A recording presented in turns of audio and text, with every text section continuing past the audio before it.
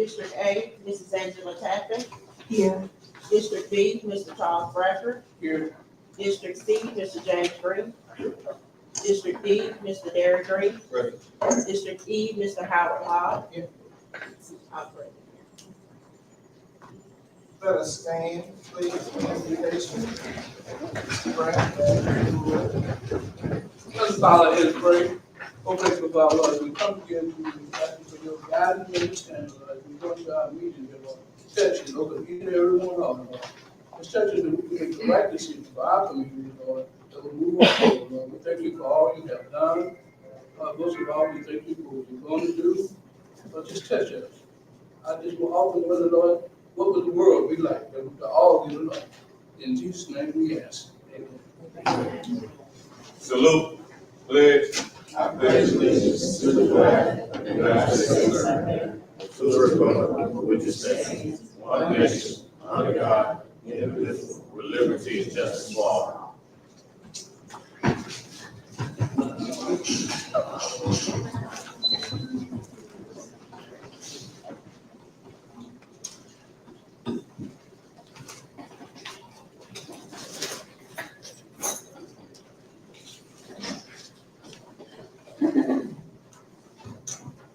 We've got two agendas here in front of me.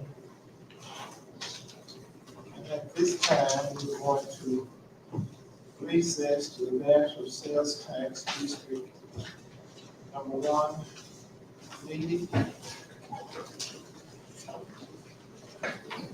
I make a motion to adjourn the regular meeting and enter into the sales tax meeting. I second the motion.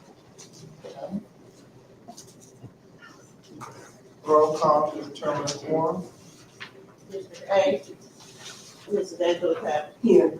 District B, Mr. Charles Bradford. Here. District C, Mr. James Green. Here. District D, Mr. Derek Green. Here. District E, Mr. Howard Hogg. Here. I'm present. Thank you.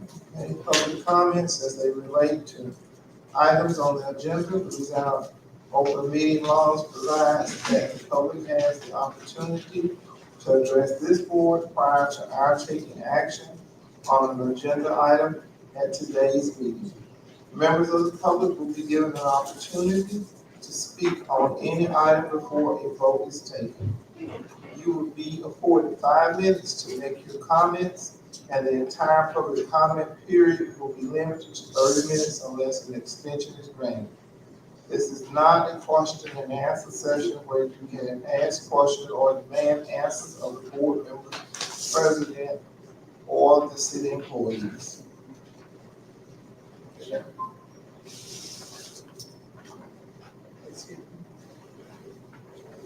My name is Kate King. I work for Morehouse Economic Development Corporation. I've worked in that capacity for the last 20 years. I look after the economic development for the city of Bastrop and all of Morehouse Parish. And I can assure you that my best, your best interests are always my best interests. Because that's what I'm trying to do. So I want to make a comment about the perfect land development. That I was involved somewhat at the beginning of that project when the first company came. Their name was Wadham. And at that time, a real estate agent sold that property. I didn't get out and recruit the company, I didn't know what they were planning to do initially. And when I spoke with them, they told me that they were a data center, not a comm center. They were a data center and they deal in cryptocurrency. That was their business. So during that time, there's no, people come to me for tax incentives, people come to me to try to get money, people come to me to find land. That's what I do. I couldn't get them any tax incentives. There wasn't any tax incentives for cryptocurrency. So in the meantime, the Entergy had a fuel adjustment charge, which was extreme. And I'm going to tell this, I might have some kind of confidentiality here, but their electric bill was gonna be about $15 million a year.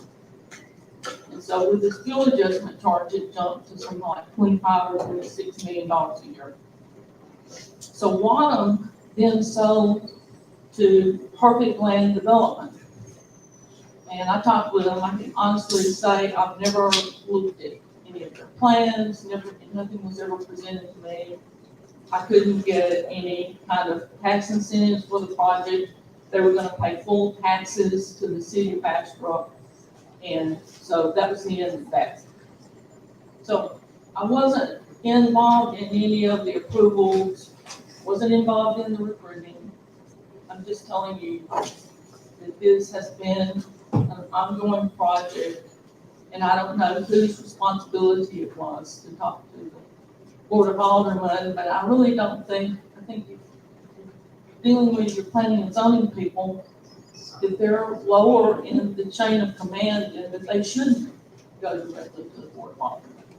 And that should be handled somewhere else. Is you have a question? We're on the agenda for the sales tax. Oh, I'm sorry. You were on a roll there. Yeah, I was on the road. So can we just say, You did it? might want to say that. Okay, can I come back? We'll say pause. I'm sorry. I've been pretty focused on this for about, a couple of hours now, so. Okay, thank you. This brings us to item number 4, to approve previous minutes, September 12th, 2024. That was the last sales tax meeting. And an opportunity to peruse those minutes. If so, I will entertain a motion to approve those minutes. Was that in our packet? For the last sales tax meeting?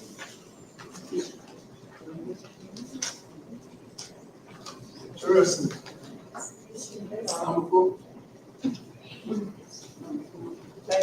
They don't.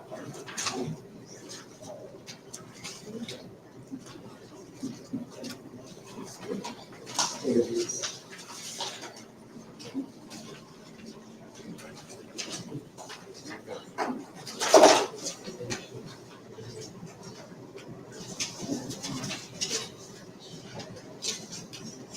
At this time, I'll make a motion. Okay, we have a motion Second. and a second. Any questions? All in favor? Aye. Any opposed? Motion carries. Brings us to item number 5, resolution 20-2096, national sales tax 136, a resolution amending an operating budget and street projects for revenues and expenditures for the national sales tax district number 1 for the fiscal year beginning in July 2024 and ending June 30th, 2025. Mr. Orles, I believe you have prepared a presentation.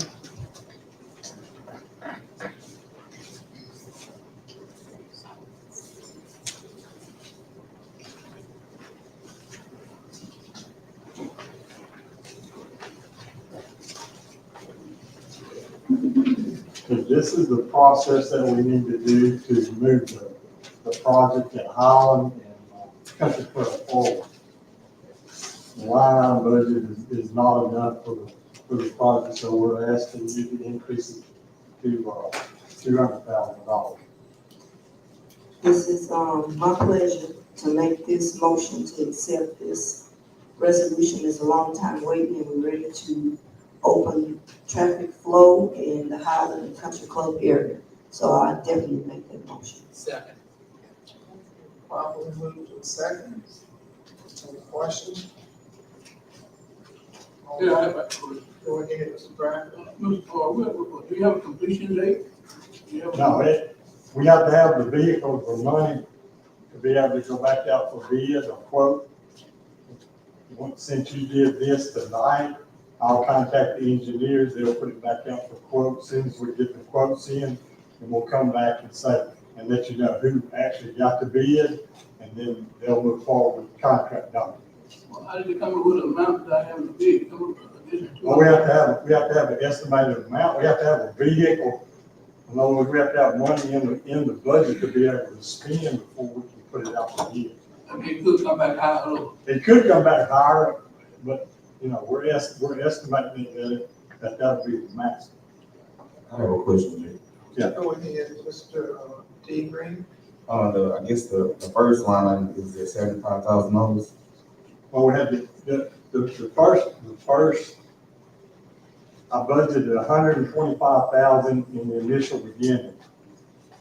Then when we got through with the documents and got it back in, it's gonna be above that, and we're estimating it between about $180,000 to $200,000. Say that again. We're estimating, talking with the engineers and different contractors and the cost of materials and construction. The maximum cost we're thinking is gonna be right at $200,000. Go ahead, Mr. J. Green. So, you already contacted engineers, said first, because you have 75,000. Well, in the initial beginning, when we built the project, we budgeted Oh, that's what $125,000, I'm thinking, so thinking that we would be within the construction limits.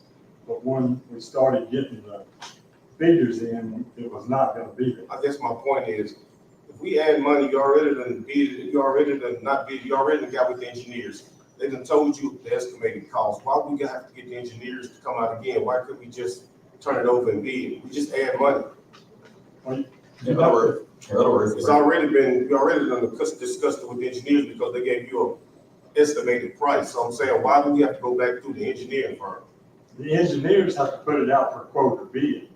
yeah, so, but, They have to do the contract documents. so, Once they do that, they'll tabulate all the bids. well, I And guess, give us a recommendation on which contractor can meet the qualifications. in other words, we're trying to see how did you come to a point where it's gonna cost more than $125,000? Through talking with the engineers and with other contractors and trying to figure out construction costs. It's just an estimated cost. That's what we was asking, because we did a line item for $125,000. Right. And so what Councilman Green was saying is, if you got this information that it's gonna be more than $125,000, then apparently you got it from the engineers. And if so, if you got it from the engineers, why do we have to go back to the engineers? Then we just gonna increase the $75,000 to cover the quote that was given to you. That's what we asked. Because I only budgeted in the initial beginning $125,000. I can't put it out for bid because they're already estimating it's gonna be above that. You have to have the money allocated before I can put it out for bid or quote. Yeah, so that's So what we asked. if you increase that line item, then that gives me the vehicle to be able to put it out. Of course, if it comes in above that, then we'll come back and you'll have to reject it, and then we'll have to decide what. Yeah, we understand that. We were just trying to see where, like, how did you, so engineering had to tell you there's gonna be more than Well, basically, we looked at construction costs in the initial beginning. So engineering never gave you a quote. Well, they don't give me a quote. We talk to them and try to get construction costs because we won't know the final figure until we actually get the quote bid. We just have to make sure we have enough money allocated to go. Appreciate it, Jay. Okay. We have a motion, we have a second. Second question, all in favor? Any opposed? Motion carries. This time I will entertain a motion to adjourn the sales tax meeting. I make that motion. Second. Proper move that second. All in favor? Let's go back. It's confusing. Go back and resume our regular meeting. I make a motion that we, enter back into our regular schedule meeting. Second. Properly moved and seconded. All in favor? Aye. No one has left the room. No, Okay. Public comments, I have already read that, I see no reason to go back. Yeah, Yes, sir. I like to, before we go any further, make a motion that, you have this second duty here, I was on, you got on the speaker duty. Yes, sir. I think it was overlooked, typo or something, or I should have been on the resident duty. I just think you say, I could make a motion to be paid for the record duty. Okay, it was submitted on the speaker's request, and it was done. That's why. That's the only thing I have. I talked to Mr. Palmer, and she said, I could ask you now, you can have to. Okay, Let's make a motion to be paid for the record duty. okay. At this time, I will entertain a motion. Place, I'll second. Mr. Bradford made the motion that we rearrange this agenda to place his items where? On public comment, Further comments? All in favor?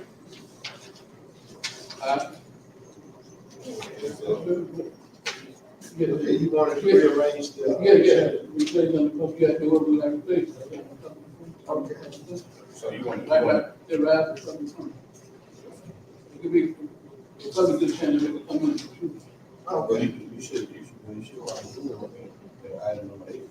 Number 8. You should go to the announcement in the previous minute. Y'all speak up. Oh, we got another? Oh, that's right. Audience being asked, would you speak directly? I was saying, I'm sorry about that, I apologize. I was saying what you probably want to do, Councilman Record, is to move it to, item number 8. Number 8? Yeah, you don't want to move it to public comment because we under the announcements of previous minutes. Okay, we can move the 8, close it on the agenda, that's fine. If you move to the item, I second it. Okay, who made the motion? I make some right. Okay. So we can do that, so. Number 8 on the agenda. All in favor? Aye. Any opposed? Announcements. Okay, we're getting into the part of the year for the budget. And you're, Yes, sir. sorry, you're rookie, I think you got to do public comments. Oh, okay. Oh, we're back to Ms. King. Okay. Do we have a guest here from Texas? Do we have someone here that came in from Texas? Right. Okay. Go ahead. Okay, well, as I give a little bit of a recap, first Wadham bought the property, and then their electric bill went outrageous, and so they sold it to Perfect Land Development. Yes, Perfect Land Development figured out that they were gonna have this large, electric bill. So, somewhere along the line, and I'm not privileged to know that, that they decided to put solar panels and move the cryptocurrency over to the Louisiana mill site.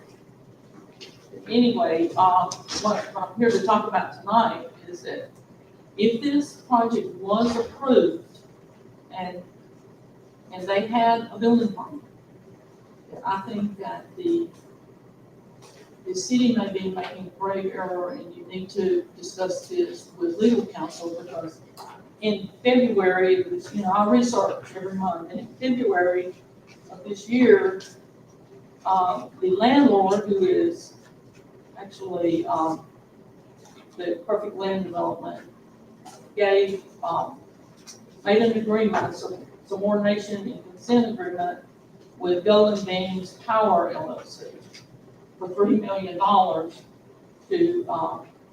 it was in payment to secure the payment of a promissory note in the amount of $3 million. So you've got a project here. There's a $3 million promissory note on it. It's almost built. And then we have another piece of property, it's the Louisiana Mill site, that there is a credit deed on that, and the Code One is collecting mortgage payments on that from the, Perfect Land Development. So there's a lot of money involved in this. And if this company had the authority issued to them by this city to build this, I think you're leaving yourself open for a huge lawsuit. Okay, so I've got copies of this for you to look at. Now, concerning, as many of you know, I've done several of these solar projects in the parish, very large solar projects. And I wouldn't bring anything into our parish that I thought was a tremendous health hazard. So I've heard that there's a lot of research that's been done by the Louisiana Solar Energy Lab at the University of Louisiana at Lafayette. This is a state-run university. And I've heard them speak on this. And this is just one of the papers that's available on their website. And so I want to read just a little part of this. It's health and safety impacts of solar power plants. Hazardous materials, that's the subcategory. Although solar energy systems do contain small amounts of toxic material, the issue has been studied extensively, and the conclusion is that these materials do not present a danger to the public health. I got a point of information for you. Huh? I got a point of information. Okay, You ever heard of asbestos? I heard that asbestos, yeah. I'm asking a question. So when it came out 40 years ago, they did the same study. They said it was no harm to human. So they, Well, let me finish. My point is, they saying that now, but who's to say 20, 30 years later down the road, just like Johnson & Johnson baby powder? You can say something right now, and I got another point of information for you. Did you, since you say you was a part of this project, did no, you? I was not a part of this project. Well, you say you helped brought them here. No, Did anybody no, I consult with didn't the help in constituents in that any way. neighborhood? Let me clarify that. It did not have in any way a real estate agent sold that property. I was consulted for tax incentives, and there were none. So at that point, that was pretty much the end of my relationship because I didn't bring anything to the project. That's the truth. Okay. But you could make a claim about, Mr. Green, you can make a claim about anything. I could say that hairspray, in 30 years, somebody might say that hairspray is causing people to get emphysema. So do we react to everything that we think might possibly happen? No, we rely on the best scientific data that we have available right now. And if that's what you want to believe, there's not anything I can do to change your mind on that. But I'm just saying, I'll give you a copy of the study. You can look at it. It's not all sugar coated or anything. It tells all about the decommissioning and I'm just saying that. And this was approved. If it went through the appropriate channels that were told to that company at the time, and they feel like they've done everything that they were supposed to do, if you do something that causes them tremendous financial loss, my prediction is, and you can ask your I'm finna go there because you said something that's very intriguing. We don't make decisions without consulting legal attorney. And you just said something the way it was approved.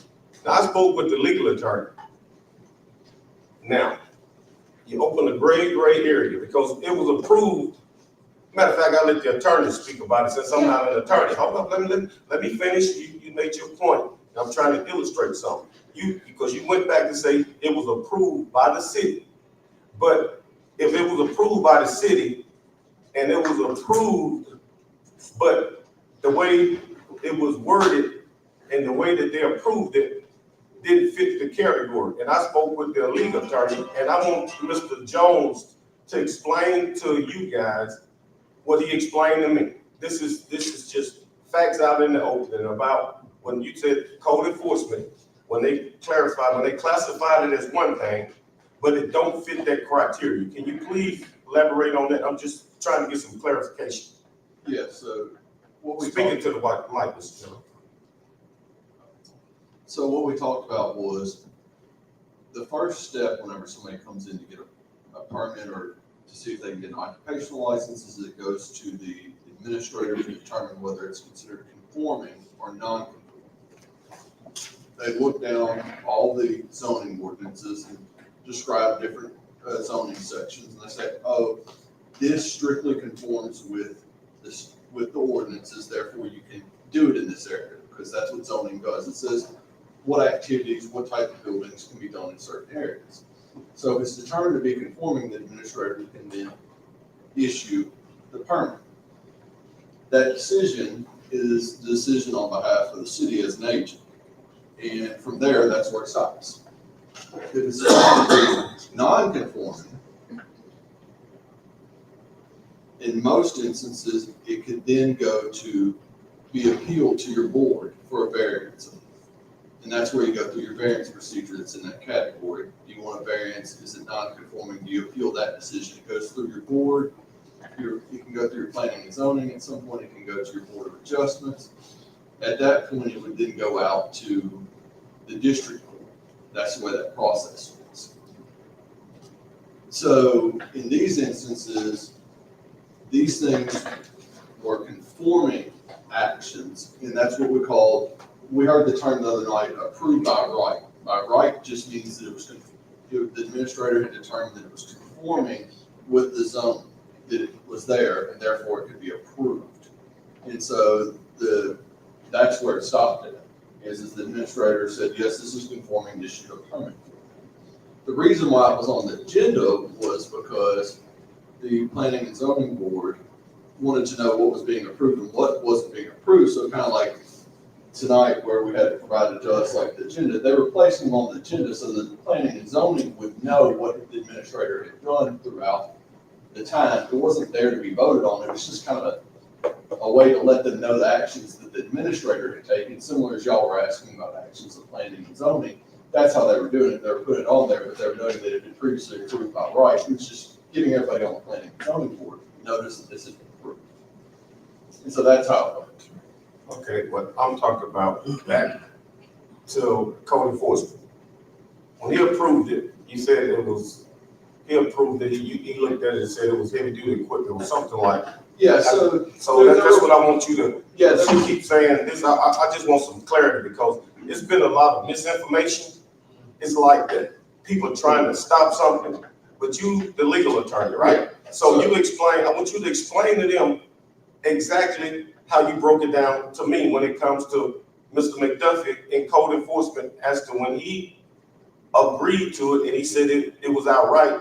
But when you look closely and you examine it, and when you would examine it, based on your legal interpretation, not your opinion, correct. It didn't fit the criteria. So whenever I started researching after the last couple of contentious meetings about things, where it was getting in at was they get interpreted to be heavy equipment. Solar panels would be heavy equipment. And there was another one, I was going to look what the word was that was used. And I quickly responded with the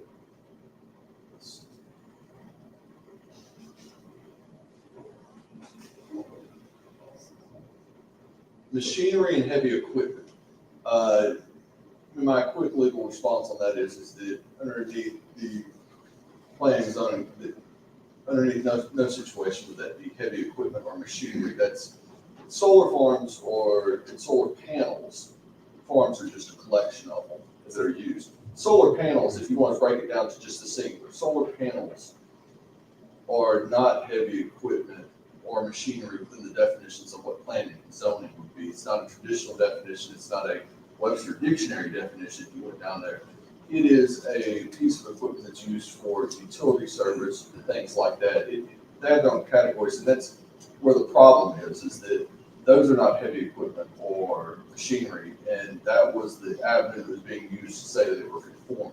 So is it safe, point of information, is it safe to say that it was approved on the wrong information?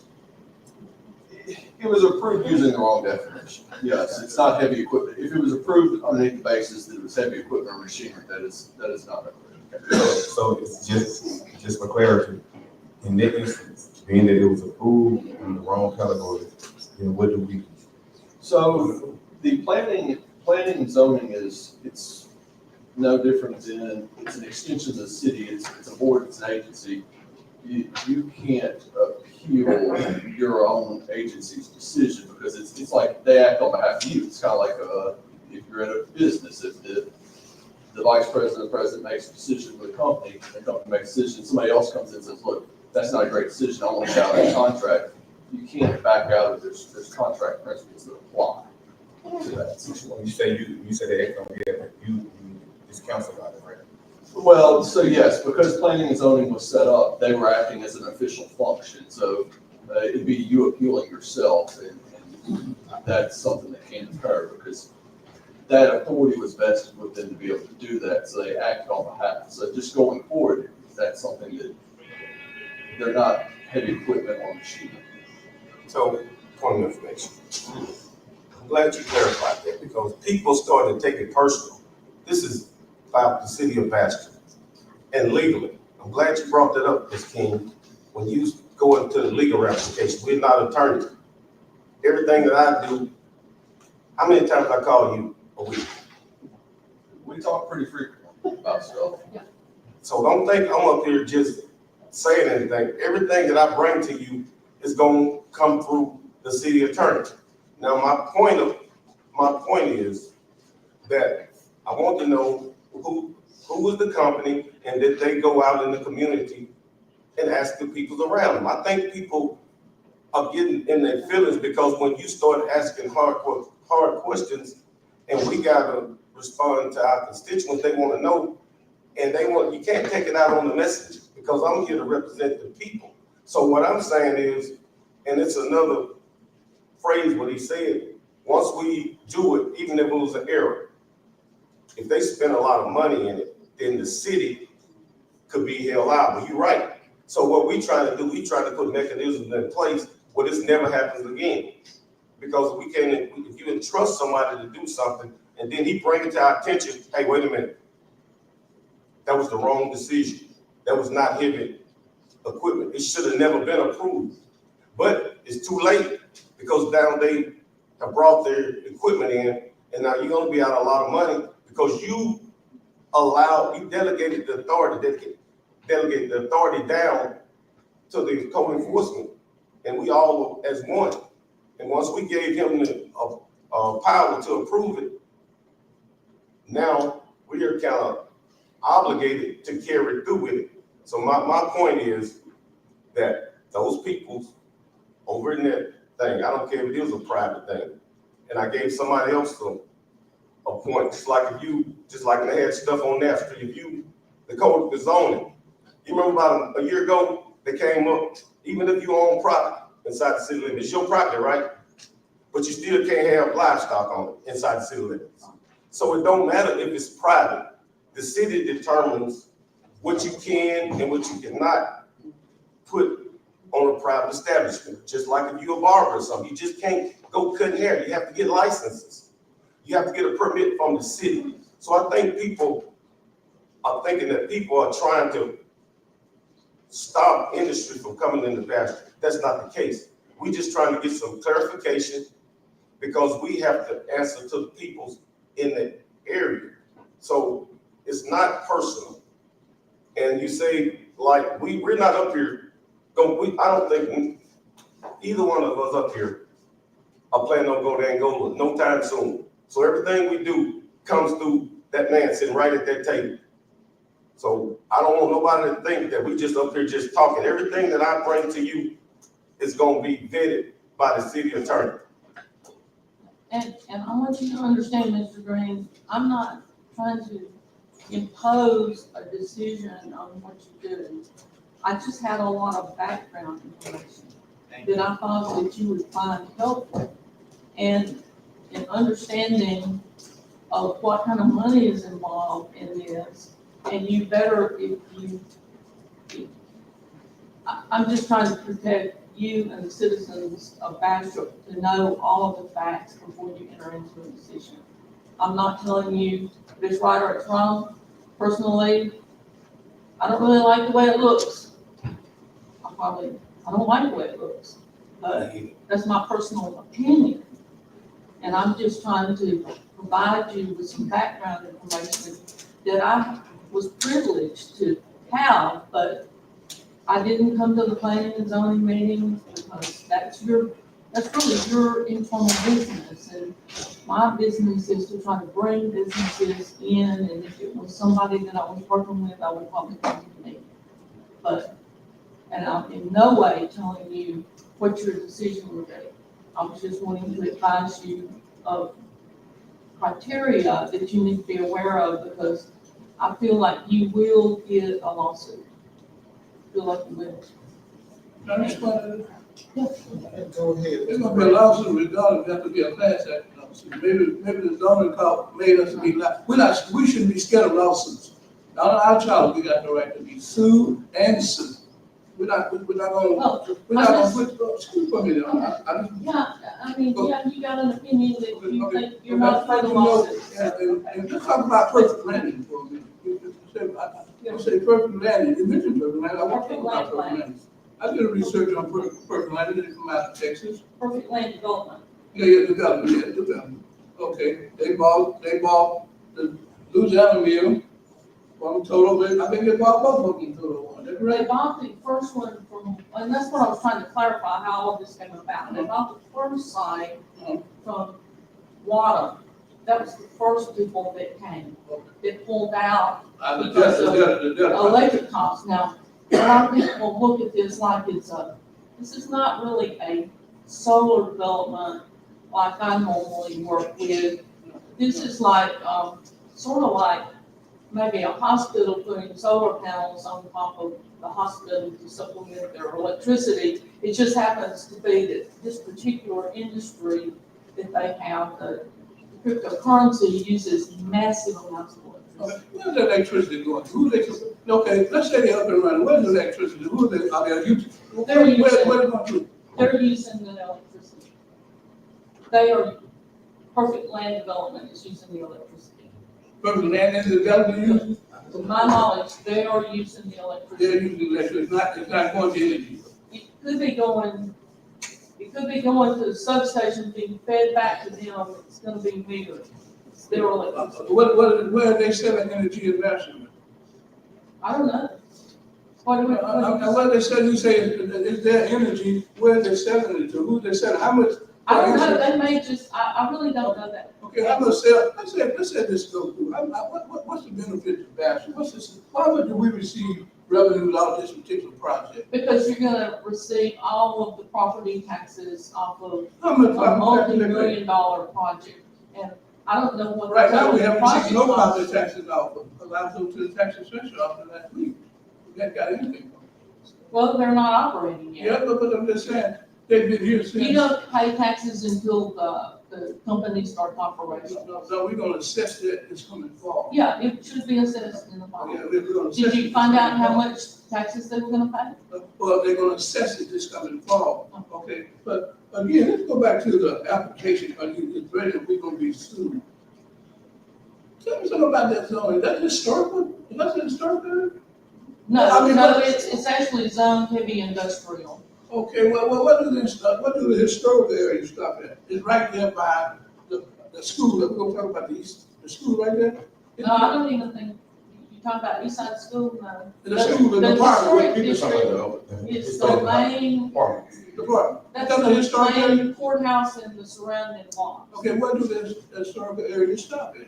Well, maybe to me, it covers it. At the surrounding blocks. It's just around the block, right? You take that block, you also take the school, and on around that block to all hospital apartments. But this was the paper mill, and I'm sorry, but it wasn't in the historic district. Okay, well, here, they say this is a historical area, that's a historical area. Now, unless you got a map to show me something different. No, so I didn't bring anything like that, No, because I'm that's- just here tonight to fill you in on some of the details Okay. of the But project. you Not see, to argue the validity or we're not the arguing. reasonable, So easy when a person speaking won't say that, arguing, we come here with that. well, We're not, I want didn't come clarity too. to, I want clarity too, and I'm not being objective to you. I just want clarity.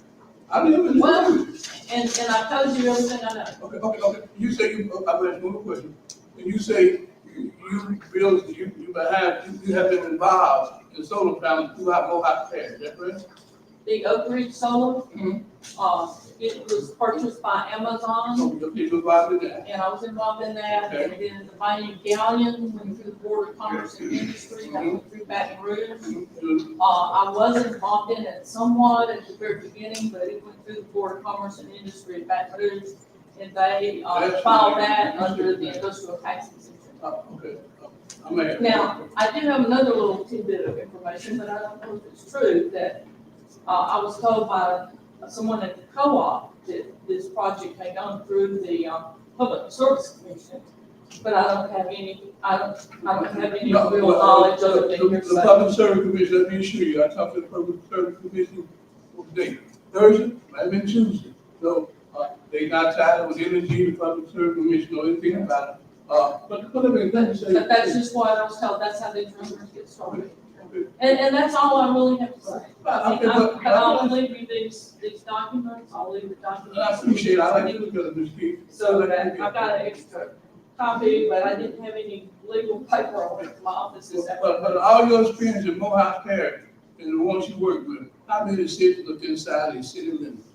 There are many solar projects inside city limits that are similar to this, where they have solar panels associated. I mean, they have it on perfect private use, like on their homes and things, but not a. No, I'm talking about businesses that put, well, this is a business, that's a business, where they put solar panels on their roof and there's many. That's private, you know, listen to me. Yeah, that's private, I don't want to be disrespectful, I like to be respected, okay? I'm asking you a question, how many solar farms, I ain't talking about private business, like the historical building, they have them on there, because Clarence Hawkins have them on his home, I know one of them, I think this, Travis Holland had them at one time on his home. I'm talking about how many solar, that's my question, and I'm not being rude, please don't take this rude. I'm, you know, how many panels, farms that you know is located within a city limit?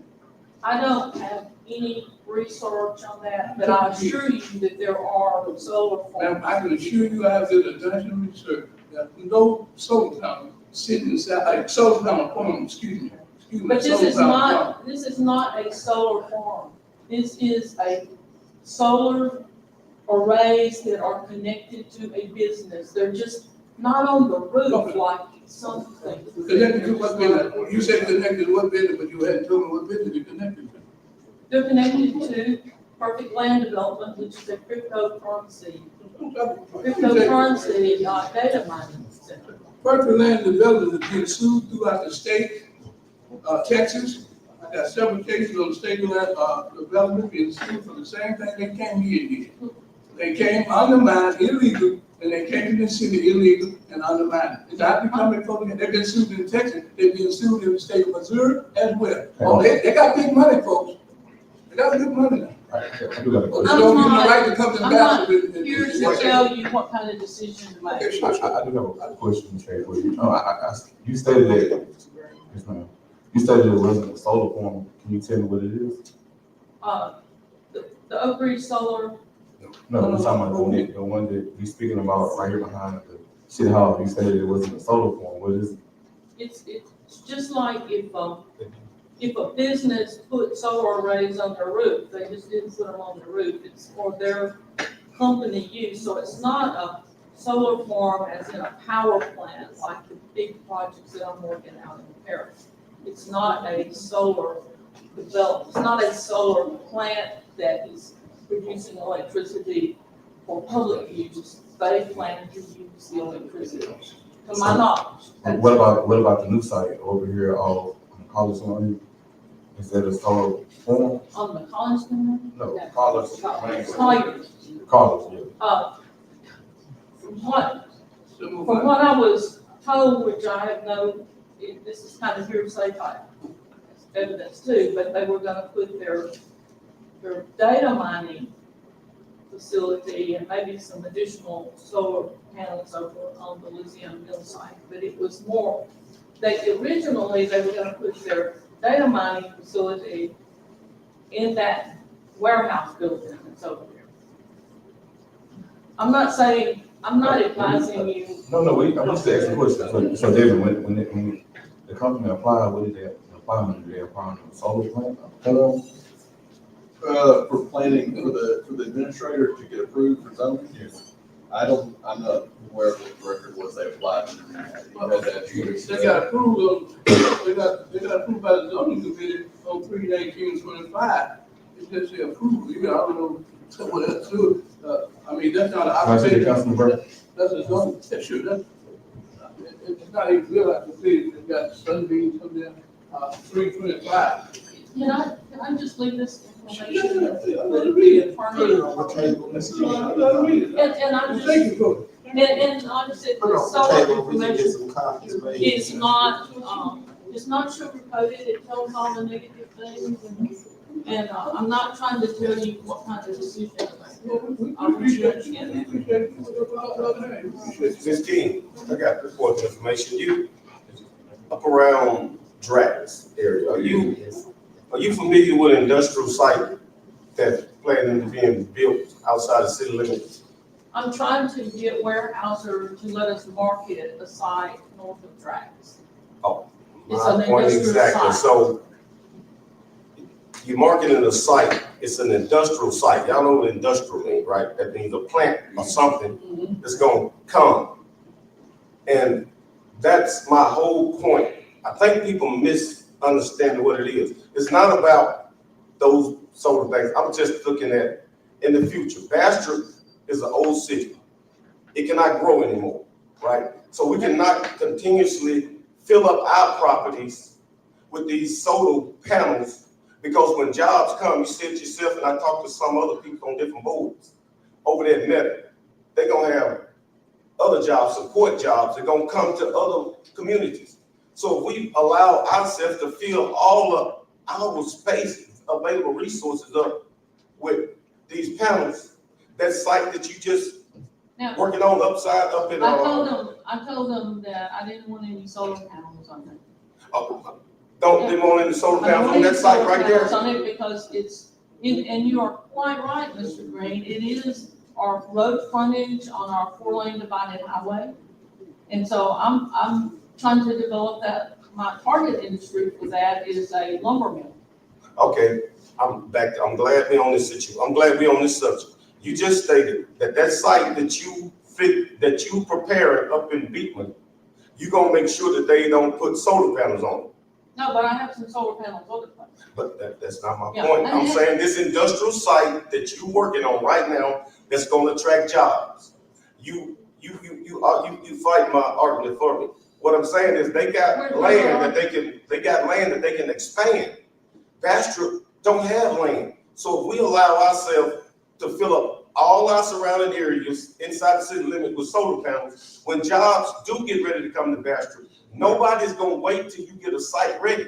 That's why y'all getting that site ready right there. You gotta have a site that's already ready, because companies are not gonna wait on you to get a site ready.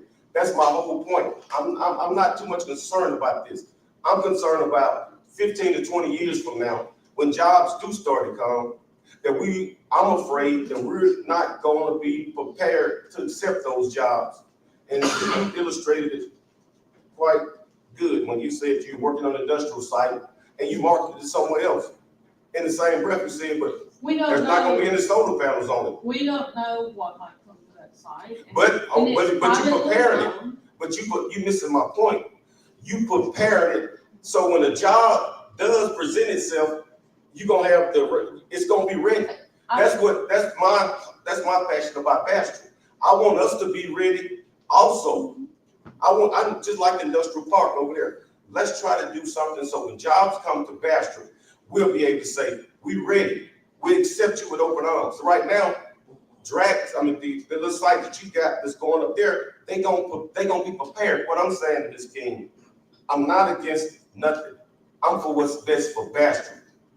And I'm looking at that Bastrop have no more land. Sterling is a new city. They can expand.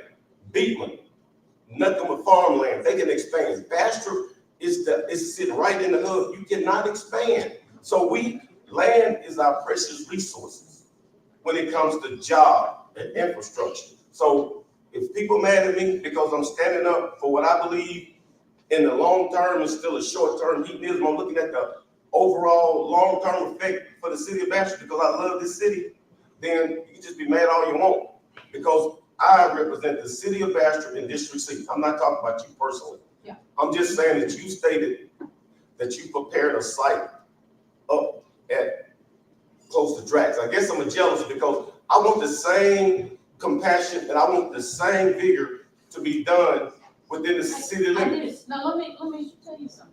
I'm listening. Okay, on that 111 acre site, I worked for quite a few years, and Mayor Olive was involved in this, to get that site certified. I've had people flying here in a helicopter, and that's a pretty expensive way to come in here. Look at that site, I've had people drive in, I would rent vans, I would drive them around that site.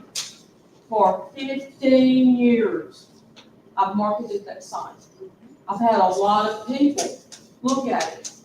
It's got rail access, it's got so many good things, but I have not been able to sell it. And I'll tell you why. It's in the center of town. And there's no way for, like most companies when they come, if they're asking for 100 acres, they want to be able to expand around it. They ask for land that's gonna expand, like, is there any land available for expansion around it? So I would pare it down to like 60 acre tracts. And then we could have maybe 40 acres they could expand.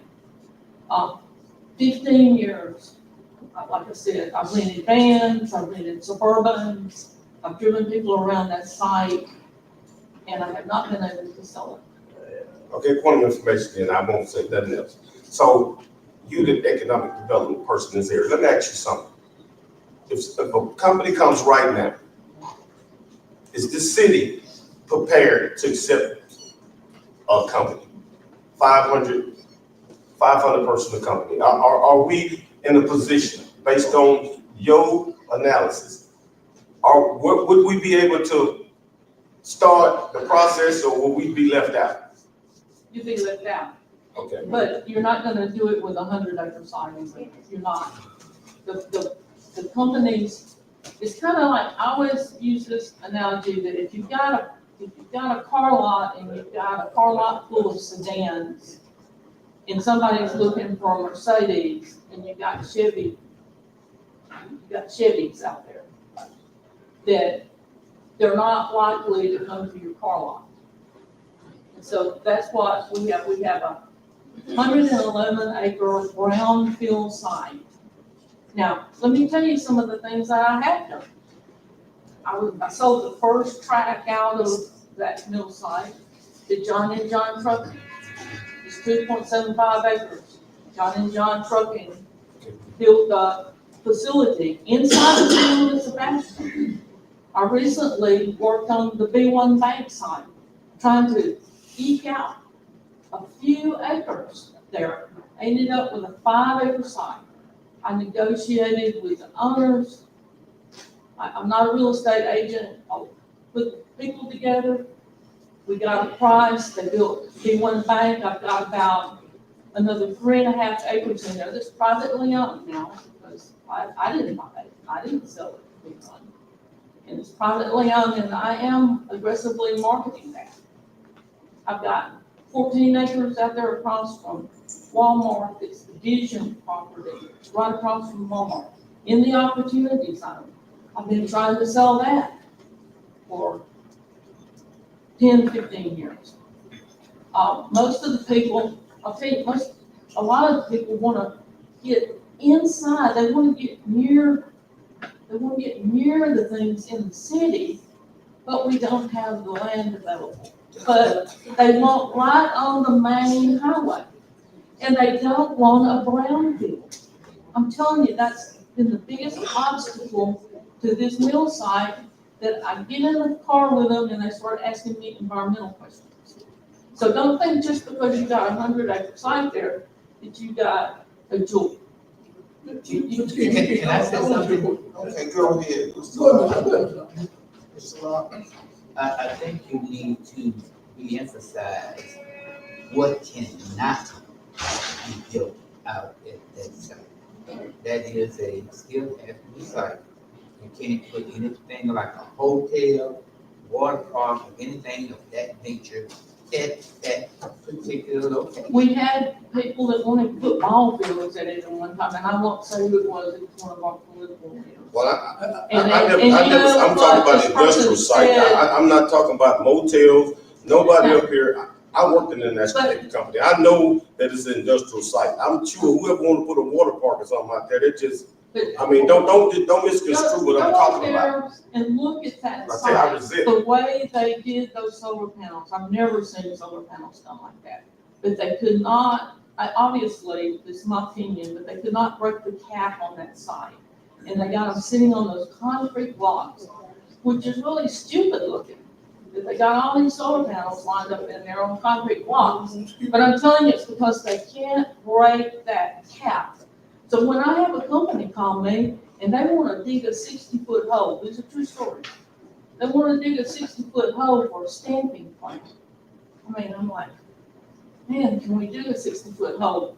And most of the time I'll say, no, we don't need to dig a 60-foot hole out there. You could go out there and you could take soil boring,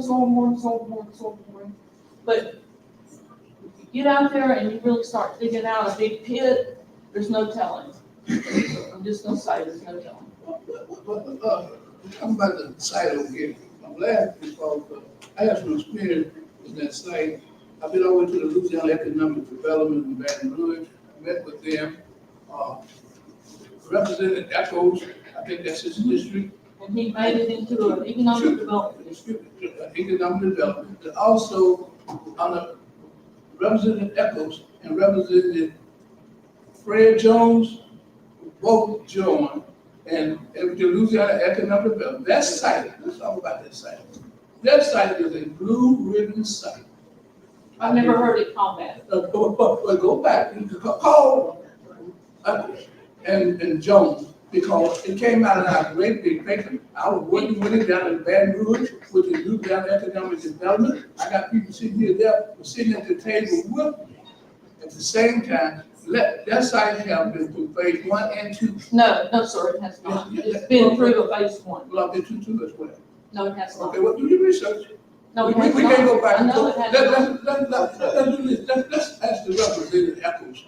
Okay, And I got a news article. but Okay, when him and brother, Fred Jones was there, and they announced it in the Daily Enterprise, not the Baton Go Out News, but the Daily Enterprise, okay? That they both have a picture photo at that site, classifying it as a blue ribbon site, and then in phase 2, before the Enterprise closed down. But it doesn't matter what you got, if the company that's sitting there in the van with you is asking you questions about, So there yeah, this was a mill site, right? And it's still classified as a brownfield. And a lot of these companies ask for greenfield sites. So to say, have we ever had any companies that come in to ask for more than what we have to offer out here at the mill site?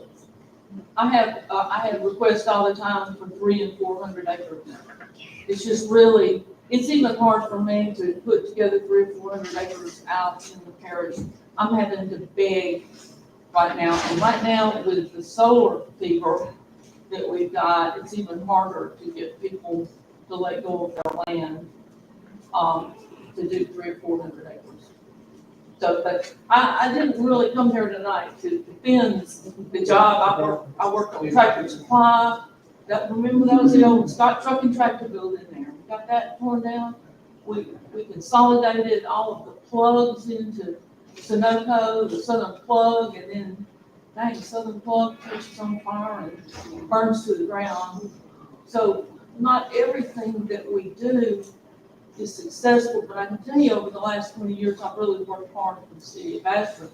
And when I put one of these out in the parish, the city of Bastrop benefits because all those workers that come in, they buy massive amounts of material from the Walmart. And you can see when these projects, when these solar projects start, your sales taxes go through the roof. We'll have another one starting this year. And the city of Bastrop benefits. Now, I've tried to get a couple of the sites in the industrial park certified as business sites. So there's 17 really good acres right up there at the front. But back in the back, I hate to air this in public, but we did some soil tests back there in the back, and I hit water at 2 feet. 2 feet. But up the front, I've got 17 acres. It's got what I always thought was a ditch running through it. I get the guy up here from the regional group to talk about getting those sites certified, and on the map it says Stocking Head Creek. He said, "Is that a natural creek?" I was like, I have seen it on some maps. Well, you can't relocate a creek, you can't build over a creek. And so I think I might be able to get a 12-acre site certified next year. But right now, the regional group, you know, with the meadows come in since then, and the meadows just consumed everything right now. So, Thank you, Ms. okay, but anyway. Thank you so much. We have spent quite a bit of time on this. Let's move on to announcements. I thought we were discussing, we included, discussing the agenda. Okay, that is moved to number 8. Oh, I mean, I'm sorry. Public comments. Now we're moving to announcements. Okay, we're getting into the budget time of the year, and I will be making a timeline of which I will share with Mayor-elect so that he can have input into the budget in terms of his vision. We have 2 civil service openings on the civil service board, one of which is the mayor's appointment, and the other one is you send the names to the university, you send names, then they will review and send back the recommendation. So those are 2 vacant spots. I believe you have in your packet a letter of resignation. Did you see it? Yes. So we just received, and the other vacancy occurred by virtue of the time expiration of her services.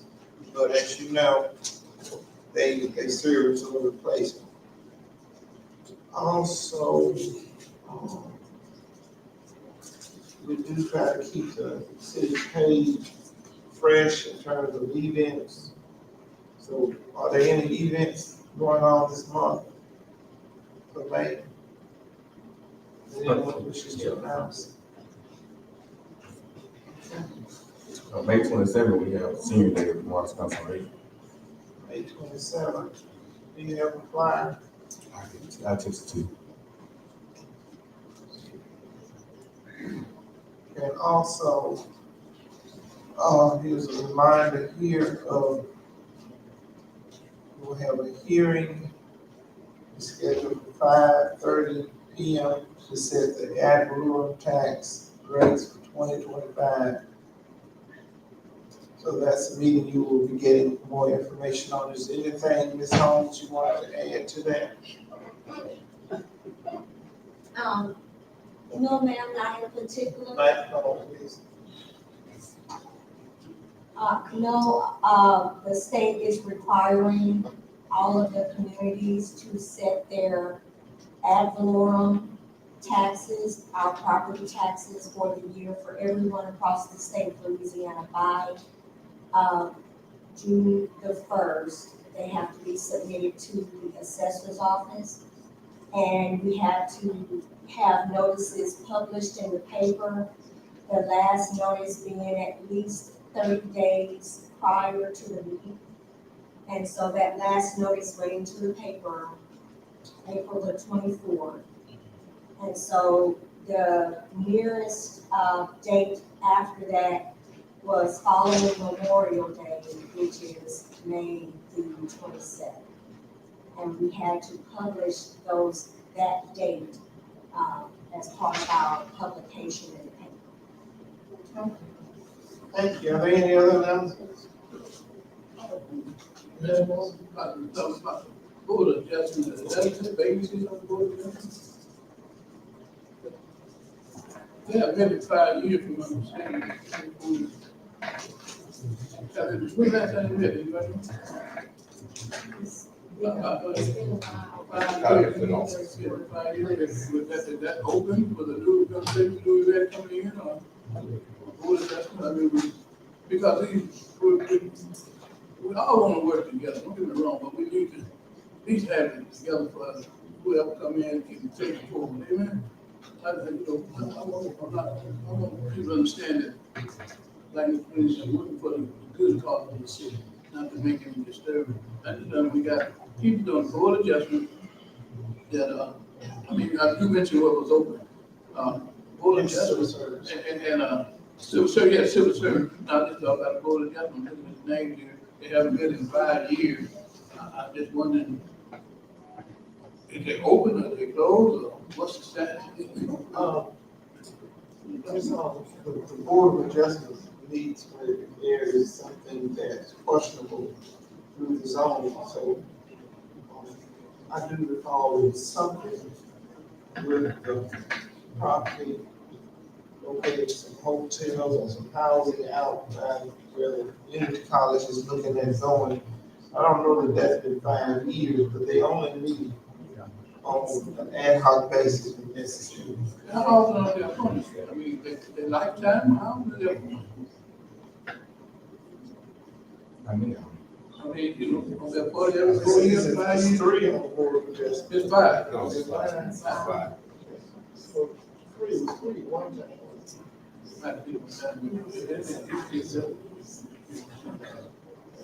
Okay. So the frequency of when they meet is dictated by the necessity.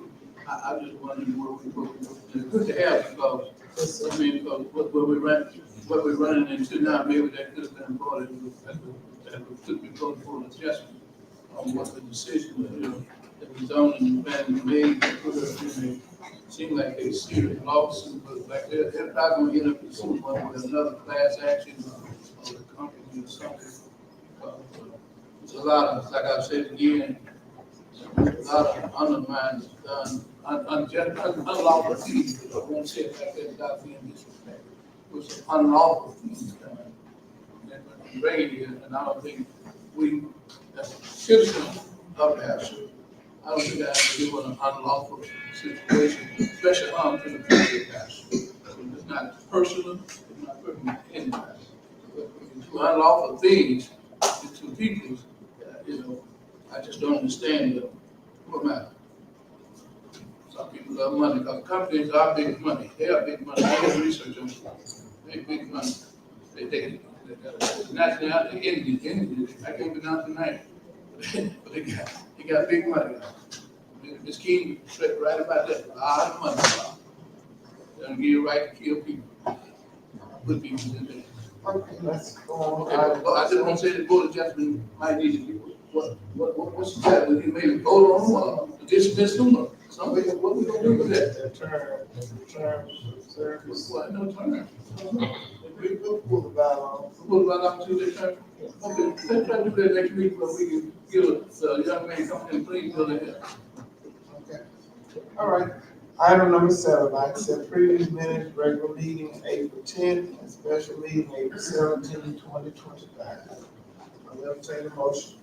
Have you had an opportunity to peruse those meeting minutes? I have an opportunity. You have not. I have.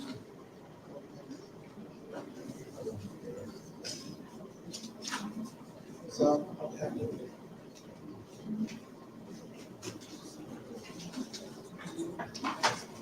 What is your pleasure? Table the minutes. Take those, Mayor, you know. We have a motion to table, I make a motion. we have a motion to table the minutes for both April 10th and April 17th. Is that? Yes, yes. Okay. We have a motion and a second, Second. okay? Any questions? All in favor? Motion carries. That brings us to item number 8, which we want to insert Councilman Draft's request as indicated in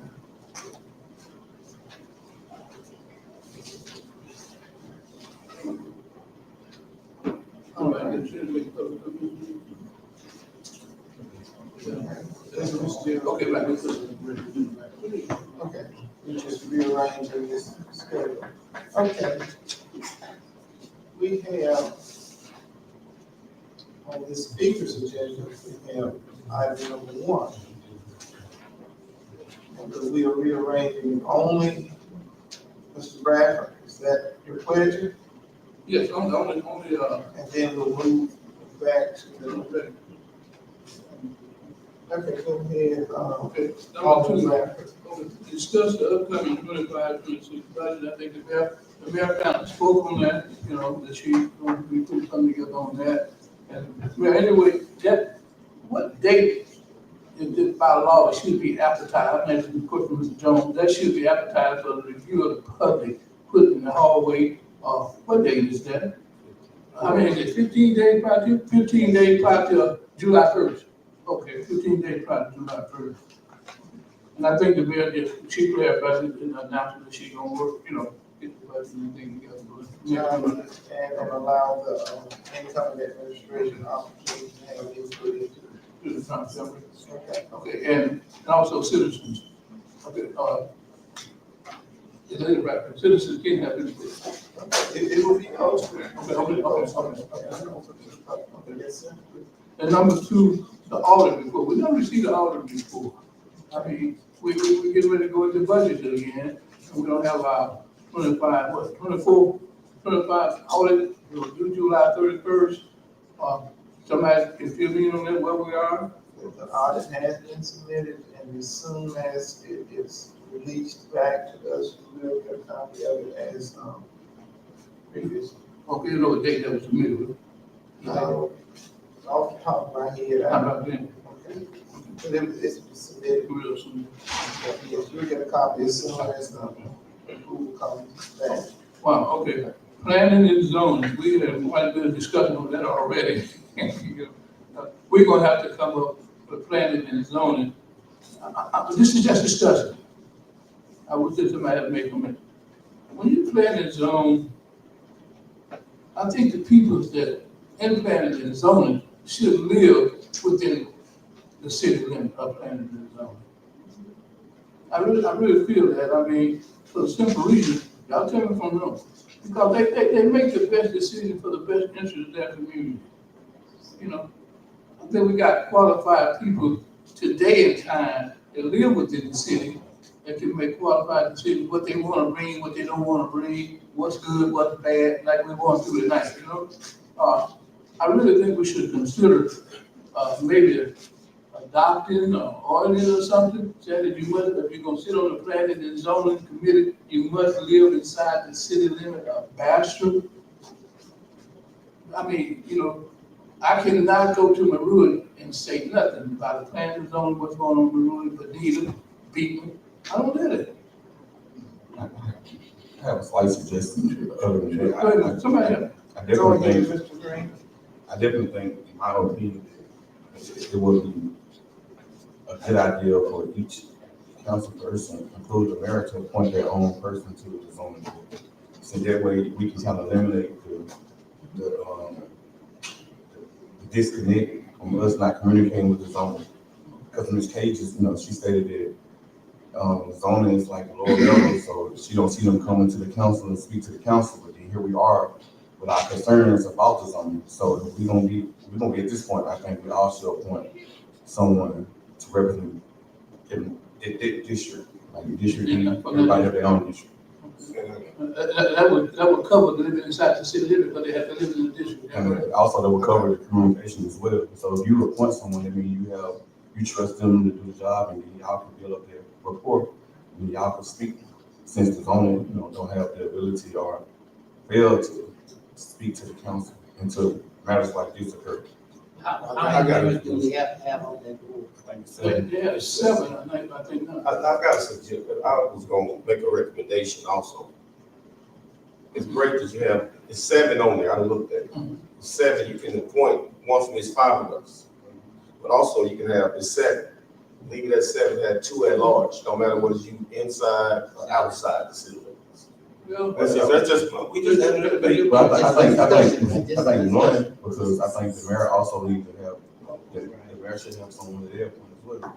That's gonna make 8. It's No, gonna be No, I'm saying, it's 5 of us. The mayor is 6, then we can have one of those. One at large. I think my thought, we just discussed. Yeah, it's just ideas. Just idea, we could, just to say discussion. I think it should be, it's just a discussion. I think that the mayor is the chief administrator, whatever you want to call him. So I think it's the board of aldermen. I think you should have 1 from each district and 2 at large. I mean, without having, because if you appoint them, if you allow the mayor to appoint one, then you have 1 at large. So I think you can, despite wherever they live at, that means everybody have some type of representation in the city. Well, it's basically like that now, we got 2 or 3 actually outside the city here. Well, how would you have one at large? Yeah, That's you too. But I'm talking about, who will be able to appoint a judge? The city council. Huh? The council. Well, that means we got, but just as for discussion. Yeah, just It's just discussion. Okay. Okay. Ms. Holmes, could you pull the bylaws on that, please? Have that prepared. Okay, and I think at number 4, that discussion, we got to basically talk on that, back to zoning. What the zoning committee would have to do. I'm trying to, we pull up, ordinance 55, 42, 33. 55, 15, I'm excuse me, 15. 4233? Yeah, I'm 43. If you look at E, you got to think E, section, I think it's section 2B, I have mine, I just remember on my paper, I'm gonna get a computer like you. That's right. See if there E, 2B. Could you kind of explain that, exactly what they're saying, though, I think we kind of all spoke on it. But Yeah. This argument is already in effect. So, what 15 -4233, which was adopted in 2015. I'll see the exact date. It looks like the 13th day of August 2015. The zoning commission was given the authority to grant variances. That means that when the administrator decided that a property was not conforming, then the application for a variance could be made. But it had to be underneath. Not conforming is like whenever we talked before, it means that it doesn't fit within a category of zoning that we have and not for the zoning for that area. And so this list that it granted the power to grant variances for non-conforming uses in zoned areas. So if an area is zoned for something and you're trying to put something in there that's not within the definitions of it clearly, then you can make an application for a variance. And it gave the Planning and Zoning Commission the ability to grant that variance rather than come before the council that would have to grant it. And it gave them certain guidelines. There's A, B, C, D, and E. E says that in order to grant the variance, it has to be based on clearly defined written reasons and under circumstances where the approved non-conforming use will not impair the burden or burden the rights of other property owners or occupants within the zone. Madam Clerk, who, Other property owners. all the property owners and occupants in that zone there, is that correct? Correct. Okay, because I'm saying, for instance, there was a vacant property when International Bank left it. I mean, I'm just using, for we just discussed the community, okay? Please don't take it in person. That was a vacant, property when International left it there, it was left it, period. You know, I think it would even zone at the time, because when they left, we get a new zoning. The most, we might have a map or a latest zoning map. If you look at it, and don't get it please for yourself, don't take it from me. If you look at it, that was not at the time, when International left, they rezoned. Okay, like over in my area, commerce and stuff, they made resident, and they made industrial, they made light industrial, you know. Now, but this, they classified on here in the heavy industry, we got that in writing, that's what they say they are. I mean, but you see, what I'm trying to say, community to you, is that when we do things, especially things like that may be concerned, it may be good, it may be bad, like something like this, I'm gonna say like Ms. King say, hairspray is bad. How you classify my hairspray is bad, okay? but you see what I'm saying? Let's be more you know, with one another, we can use us not picking at anybody, but let's be more realistic of well people live and how what they want in their community. And that's stipulate that they have to come before, you have to take the property owner. If you got an apartment, like some of the people, they're not property owners, but they're renters, they're occupants of those places. They should have a voice, what comes in and what goes out. That's all I'm saying. This is for discussion, right? It's just a discussion. It's just discussion. We ain't done, I'm talking to the community. Could I please make a comment to that? Sure, man, don't take no pressure. I mean, that's You what I may, you may come to the microphone. Okay. And what happened in 2015, we always had the right to make variances. State your name. Oh, I'm so sorry, Mayor. Debbie Rogers, Planning and Zoning Commission. We always had the right to make variances, but in our book, if there's a little square that's blank, that meant we could make the variance. If it's a colored in square, that meant it was approved by right. So what happened in 2015, a lady wanted to put a dance studio in the bread house, old bread house on that right. Well, it wasn't a black square or a white square, either one. And so we came to the city council then and discussed it with them. And because I think to begin with, maybe the people who made the zoning ordinances didn't really realize how many businesses were on McWright Street at the time. And so we discussed it with the city council, and so the city council at that time didn't want to have to look at every application like that. So that's when they gave us the right to have more autonomy in approving those. So that's when that came up, Mr. President. Okay, thank you, Ms. Rogers. Yes, sir. Thank you. I just want to say that that's all good. They give you authorization to do it, but let's kind of share with the people when we bring the thing in. That's what I'm saying. And I think that's all good myself. That gives me some clarity on it, but again, so we must still share with the people, the property owners and the people. Even though we get it back, that's what I was getting in that article. I'm turning this on. I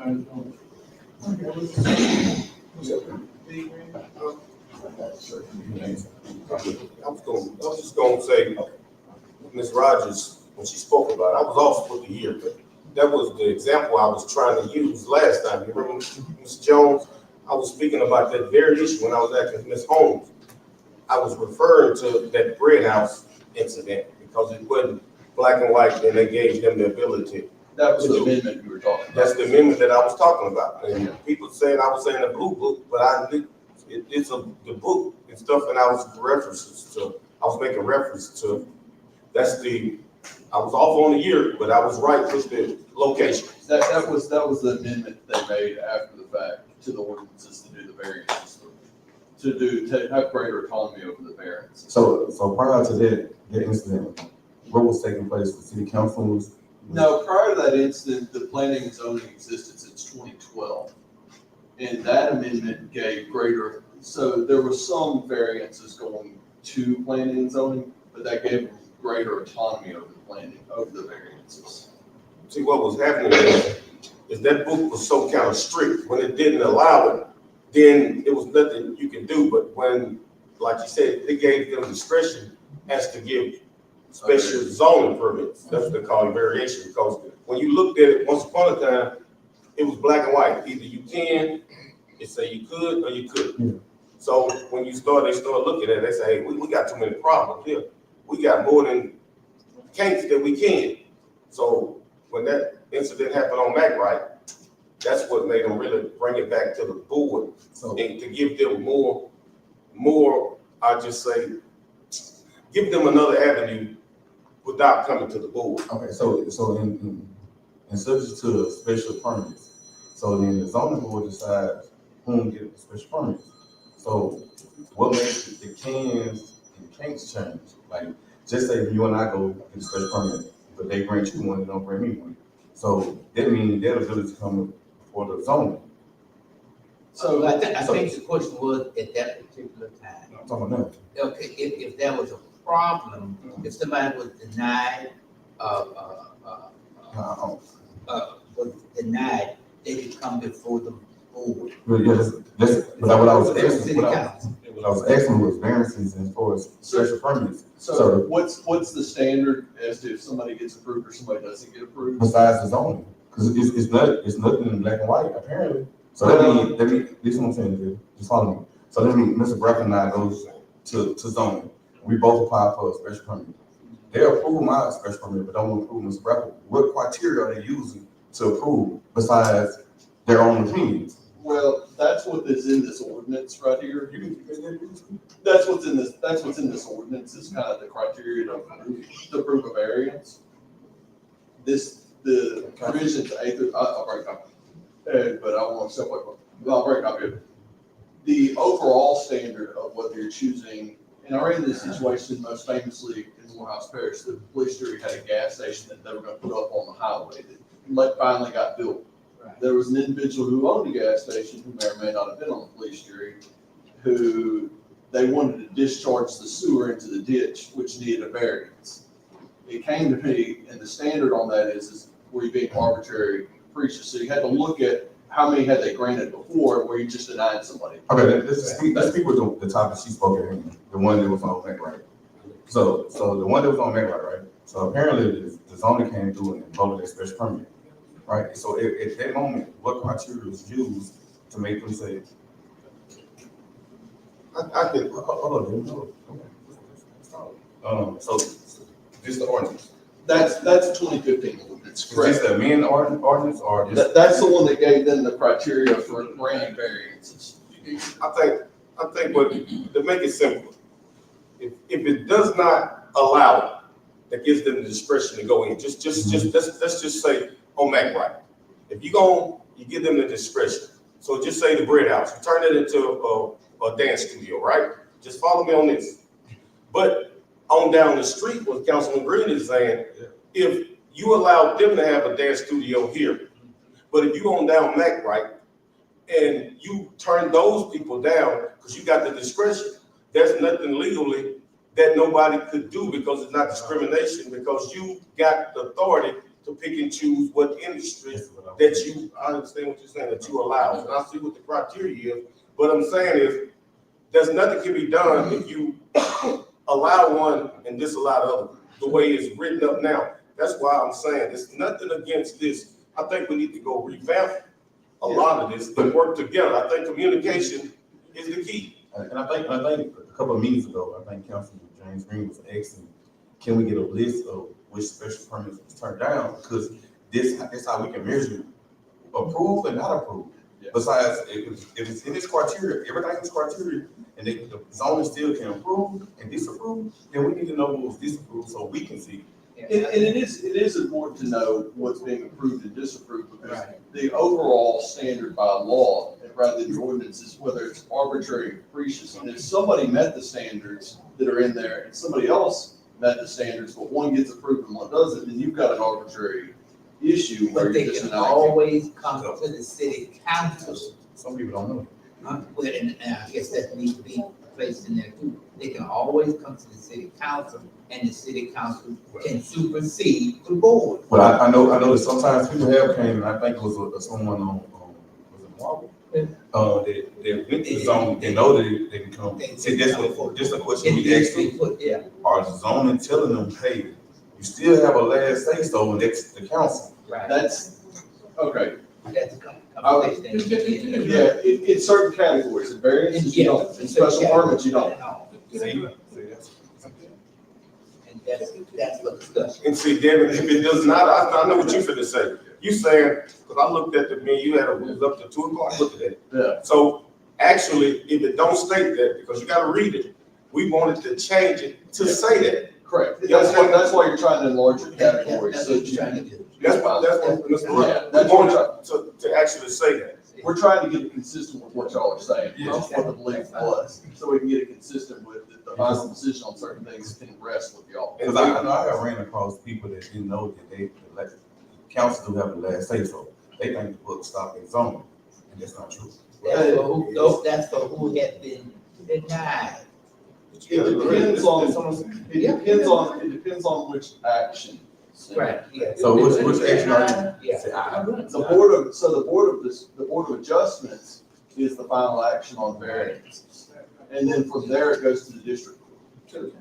That's why he said you gotta change, That's why you have to you gotta change change it. it, because so it was written up. So So the Board of Adjustment, which ain't met in 5 years. So it'll do exactly what you perceived was happening.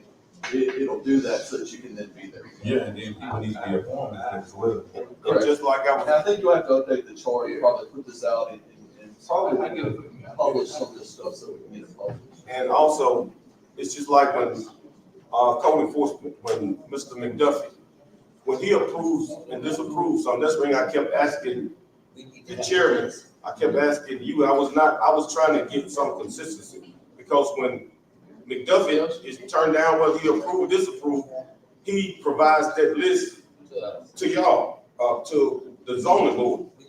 And that's what I was saying, if y'all want the list from him, and I've been requesting the list from zoning ever since I've been on the council for 2 years, and I haven't received it.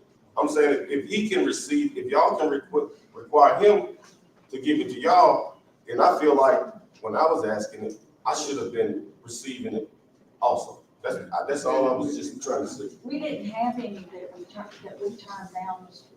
Green. Since you've asked me, we didn't have any that we turned down. Oh, okay.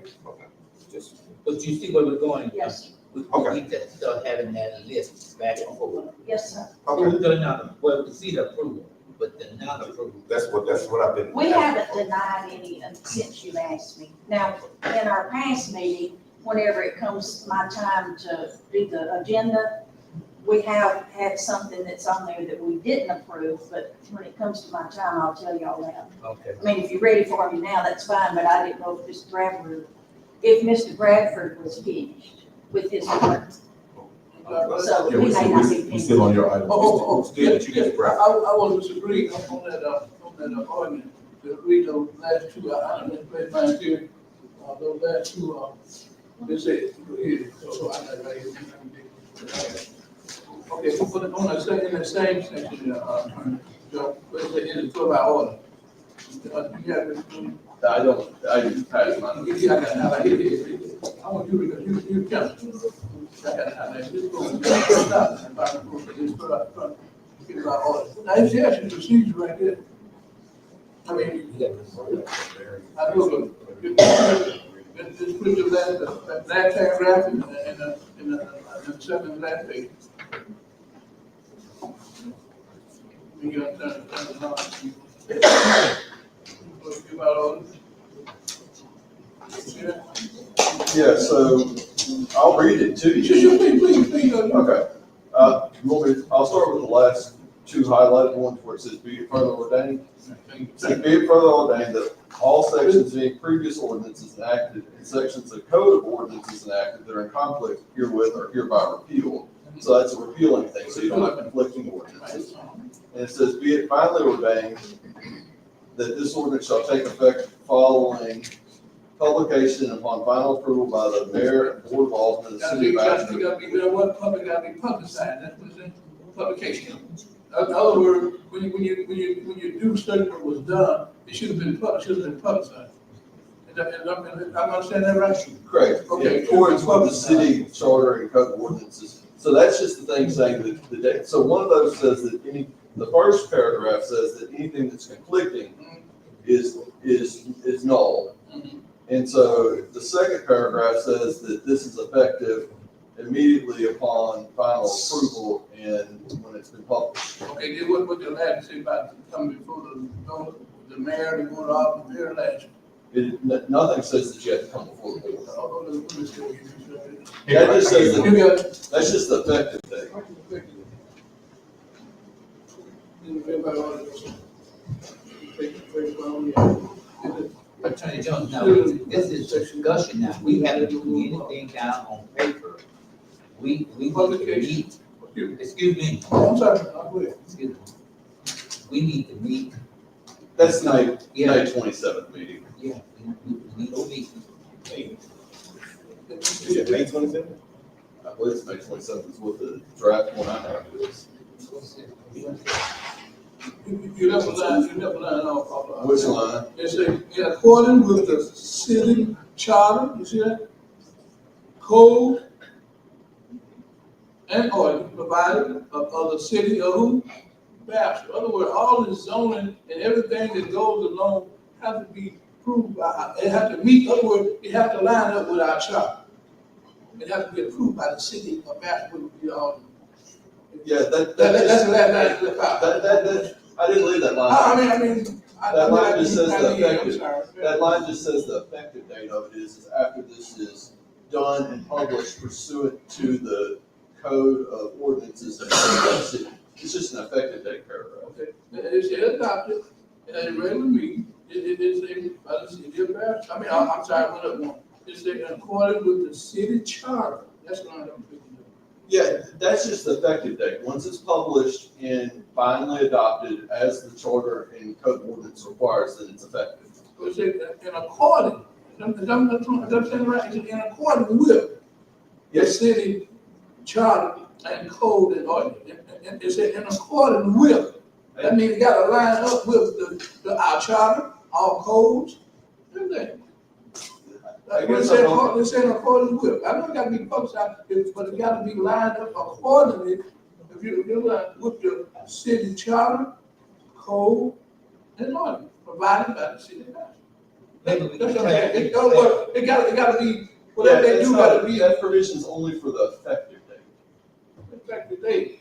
See, you said effective date, but somebody else read it. You can't excise words out of a paragraph and say, In But accordance. he understand what he really wants. I mean, what the council want, yeah, final say, so I don't care what yeah. all this is saying, you know, you as the attorney of Bastrop, you know what we want drafted Yeah, up. that's- Even if it don't say that now, that's what we want to say. And Correct, that's what we're correct. trying to do, get some clarity. Yeah, where y'all are at, we're all on the same You're on the page. same page, This- but we can't go down every this- individual line Yeah, tonight. yeah, this is divvying up words out of a sentence to say Something something. we gotta work out and get some clarity then.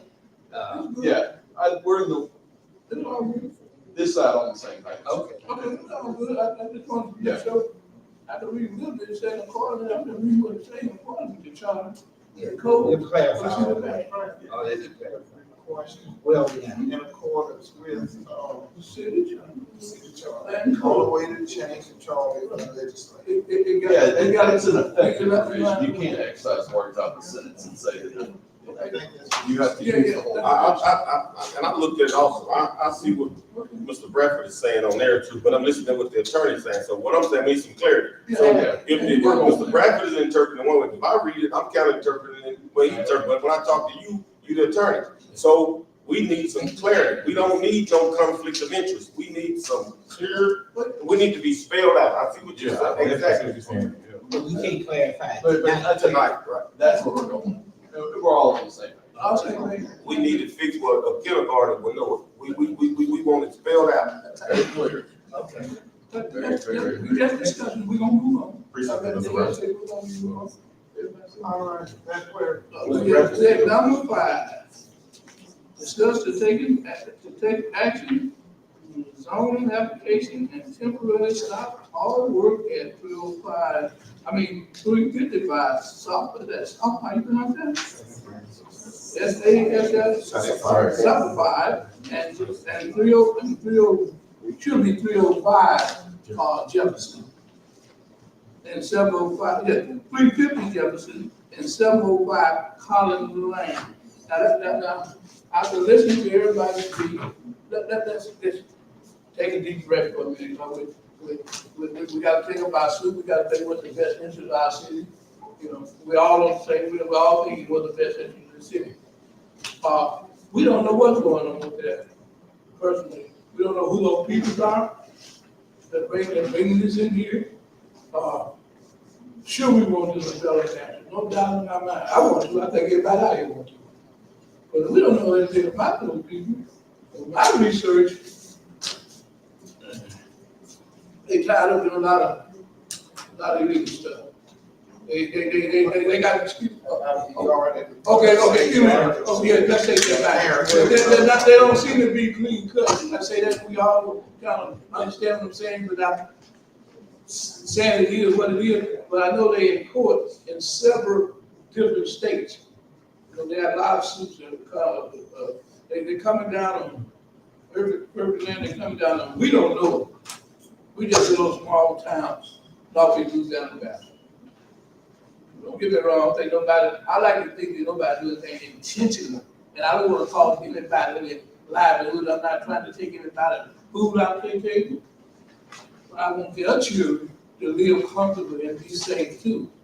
Because that's their rate of investments. But we need to maybe look into this. And if we don't take any action, like that's fine, that's the ball keep rolling. But let's not go to sleep on it. Because it could come back to bite us. You know what I mean? It could come, because we don't know. Nobody in the room knows. I've done the time, I put some case laws up, asking people to research, and they were finding stuff where they tied up in court. This is perfect land in the LLC. It got some issues around the country. They're pretty powerful. Got some money. They're gonna sell our soul, this is to the devil. We're not gonna let people come here and undermine this community. I know we all hungry to make things work. We want things to work. You know, we all want things to work in this parish, in this city. But let's be careful, community. All I'm saying, let's be careful. Let's think about this and analyze it. Everybody got the right to do what I'm doing. Go look for yourself. Call me. I'm call me. Say, just maybe you misunderstand it. Maybe you understand, but you need to know this for yourself, community. That's all I'm saying. I'm gonna leave that right there. I don't think we need to take any action. I want to back up about that, but we need not go to sleep. This is what I hear. And they building these type of companies all over the country. Trying to anyway. Texas is getting really good run of the money from out there. They're based out of Texas. They have big money. I'm gonna say it like that. They got to go out, but okay, but let's not take advantage of our children in our future. That's what I'm saying. Okay, let's get back to the agenda. That brings us to,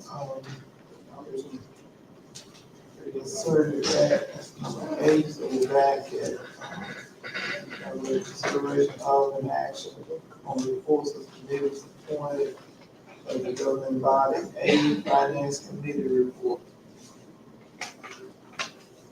No action. Yes, sir. Okay. B, Planning and Zoning Committee report.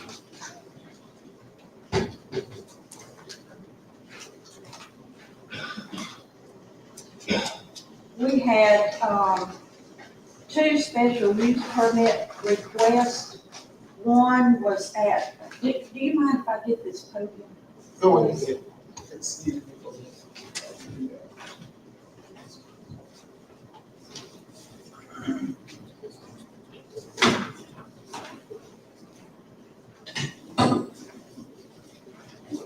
Thank you.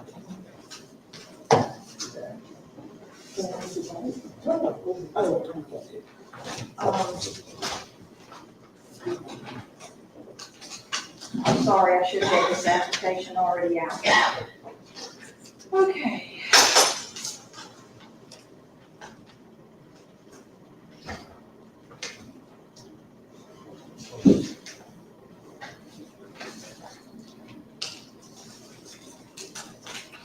First special use permit was 1711 Corky Avenue. Yeah, here it is. That's all I got. It was a lady that wanted to sell candy from her house. She wasn't going to make the candy herself and sell it. She had a little building beside her house, and she wanted to sell like store-bought candy, and Cokes. She said that children come to her house from time to time, and, she sells them candy, and then, but she wanted to do it legally, and, there's no kitchen in the little building, there's nothing in it, it's just a little building, and she was gonna go buy candy from somewhere, put it in that building, and then the children would just come up and buy it from her.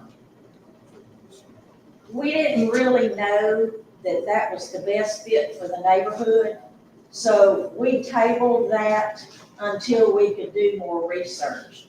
She was going to do candy, chips, and soda, no certain times of operation, not homemade candy. She thought that her portable building was 10 by 12. There's electricity, but no water and no restroom. Children just walk in and out of the building. We weren't sure exactly where that address was, but she told us it was close to the garment factory. And she was gonna try to get a cooler and do popsicles as well. So we just tabled that until we could get more information on it. Is that someone that the last thing you said about? I think it's about. Yes. Okay. Yes. Okay. It was. She never did go through inspection or anything like that? At best of my knowledge, she hasn't. Yeah. But you still, it still takes. It's still tabled, yes, sir. Miss, Yes, yeah, sir. do you have anything coming up, any special more, requests? Another special permit? I'm sorry, special permits coming up in the near future? And what, I'm In sorry? the near future, do you have any more, at the next meeting, do you have any more special permits coming up? Well, we won't know until we get our Reason- agenda. The reason I asked, because when I came and spoke at you guys' meeting, I was Yes, sir. saying that we all decided to put a stop on any special permits going forward until we got a better understanding. I hate that Devin just left out, but, like, we'll be talking by the time we come back. So Well, I can go over the rest of the agenda Yeah, until you- and then we'll come back to circulate. this. Okay. Okay, we'll do that. Because we had two at that, but I'll just set these aside and we'll come back to them when, Mr. Jones comes back in. Okay, these were the ones that were, just approved by right. Ricky's Greatest Shopping, it's an online business.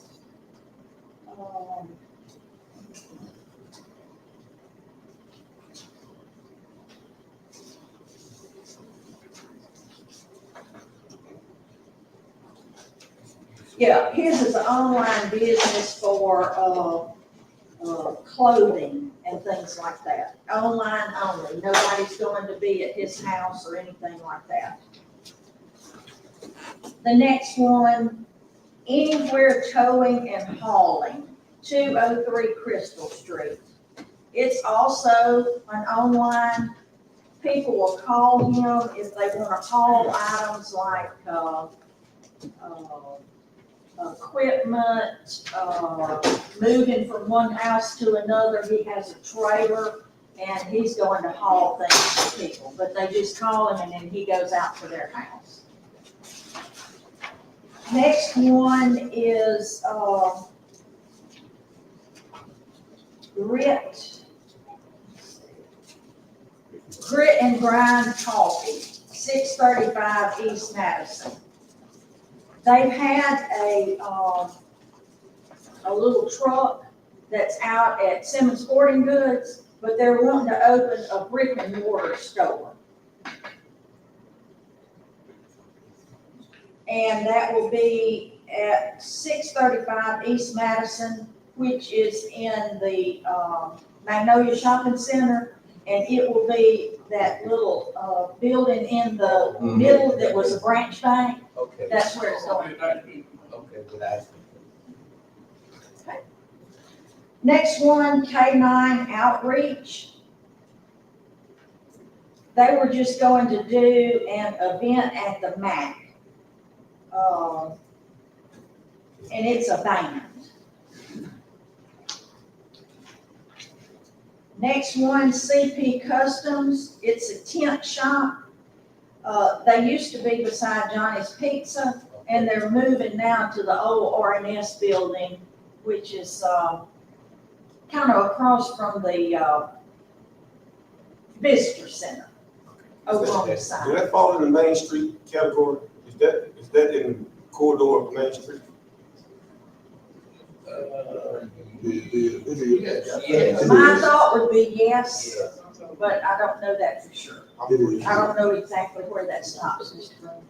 Although really been inspected, code enforcement, fire people that don't really been inspected. Well, when it comes to us, we approve it, and then it goes back to the city, then the city tells them that they have to have the inspections, Right. fire marshal, Seal tape, all that. that. Yes, sir, Okay. after we do. Health industry. The reason I ask, because if it falls in that category, the Main Street people, they're gonna, Right. I want to make sure that all y'all on the same Same page. page, because if Yes, you sir. call it me, it ain't, you gotta make sure it's conform to rules and regulations by the guidelines also that they set forth. Yes. These are just the application. This is not. Yeah, These are the ones that were approved by right. Okay, okay. They fit all the criteria in the book, all the guidelines, and when they came in, it didn't necessarily have to be approved by us. It was just approved by the code enforcement officer. Okay. Ms. Rogers. In addition to pulling those bylaws, make a list to see if also provide information parallel from the historic district as well as the Main Street corridor. Yeah. Okay, go ahead, Ms. Rogers. Yes, ma'am. Next one was Jaunty Jim's Shake Back Collection. That's also an online business. Nobody going to their house, nobody doing anything out there.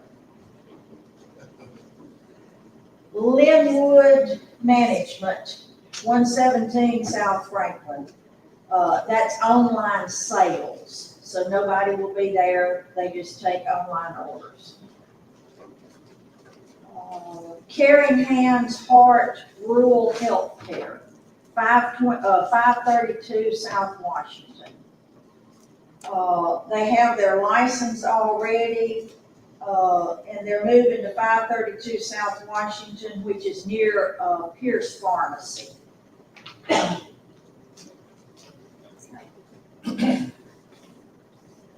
Tobacco Max LLC, 1421 South Washington Street. They're the ones that own the tobacco shop, and they're opening another shop, which is in Milton Caldwell's old office. They have one by the Circle K. The one by the Circle K And then they're doing another shop in Milton, Caldwell's office. Next one, Maglicious Wig Collection, 1417 North Washington. They already have their shop. They're just adding a vending machine to sell bundles of hair. They have their shop already on North Washington, but they're just adding the bundles of hair, which they didn't have before. So they had to get approved for that. Our next one is Golden Beam Power LLC, 705 Colliers Lane. That's just a name change. It was Sunbeam Solar, and now it's changed to Golden Beam Power. That's located, that's the deal we're talking about right here? No, sir, that's the one at the new mill Oh, site. okay, that's the new mill site. Yes, sir. Okay, back to the two special permits. I'm sorry, Mr. Brett. Look, they had been through the application, they approved for the zoning, but they haven't been approved through occupation and all other good things come out of this. I wouldn't know that, You know Mr. Brett. that, okay. Yes, only because that all happens after we do ours. Okay, gotcha. Yes, Is that the same company, just name change? it's the same company, just a name change. And as I understand it, the name changed before they applied, and the gentleman that filled out the application just didn't know that they had changed the company names. Okay. So do I need to go over the Snack Shack again? Well, I guess Mr. Jones is not back yet. Do I need to wait on that, Mr. Green? We can proceed, and we can call you back up once you come in. Okay, that's fine. Well, the Snack Shack that the lady wanted to do, and then we had another one. Lily Pads Daycare, 723 Van Avenue.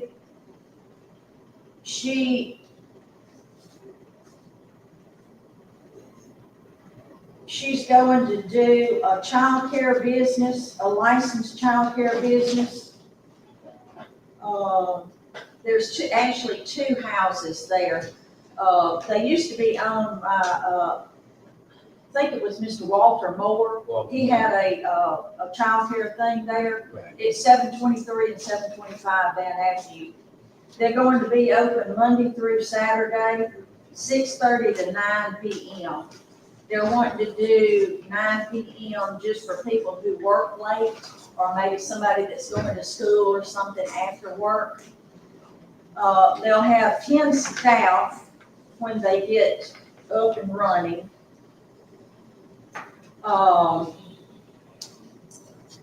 They'll have about 30 total children.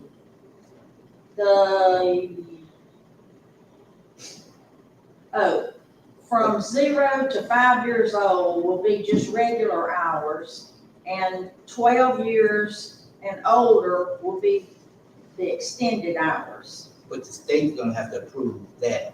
Yes, that sir. daycare thing. Yes, sir, they will. They have to have a curriculum there. They have coaches that will come in from time to time to help them and make sure everything's going as planned.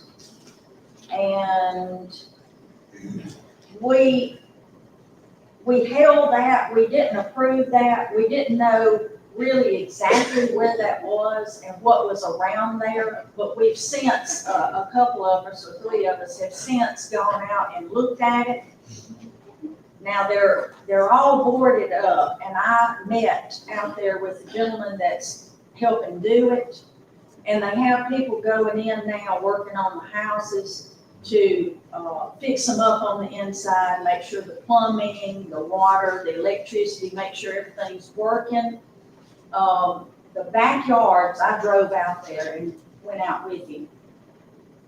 The backyards are fenced in. There's a chain link fence there, and they're going to cut all the weeds and grass and stuff and make them. Now, yes, sir, they will have to abide by the state regulations, and they'll have to be approved by that, but, and there wasn't any houses that were like just right next to those places, so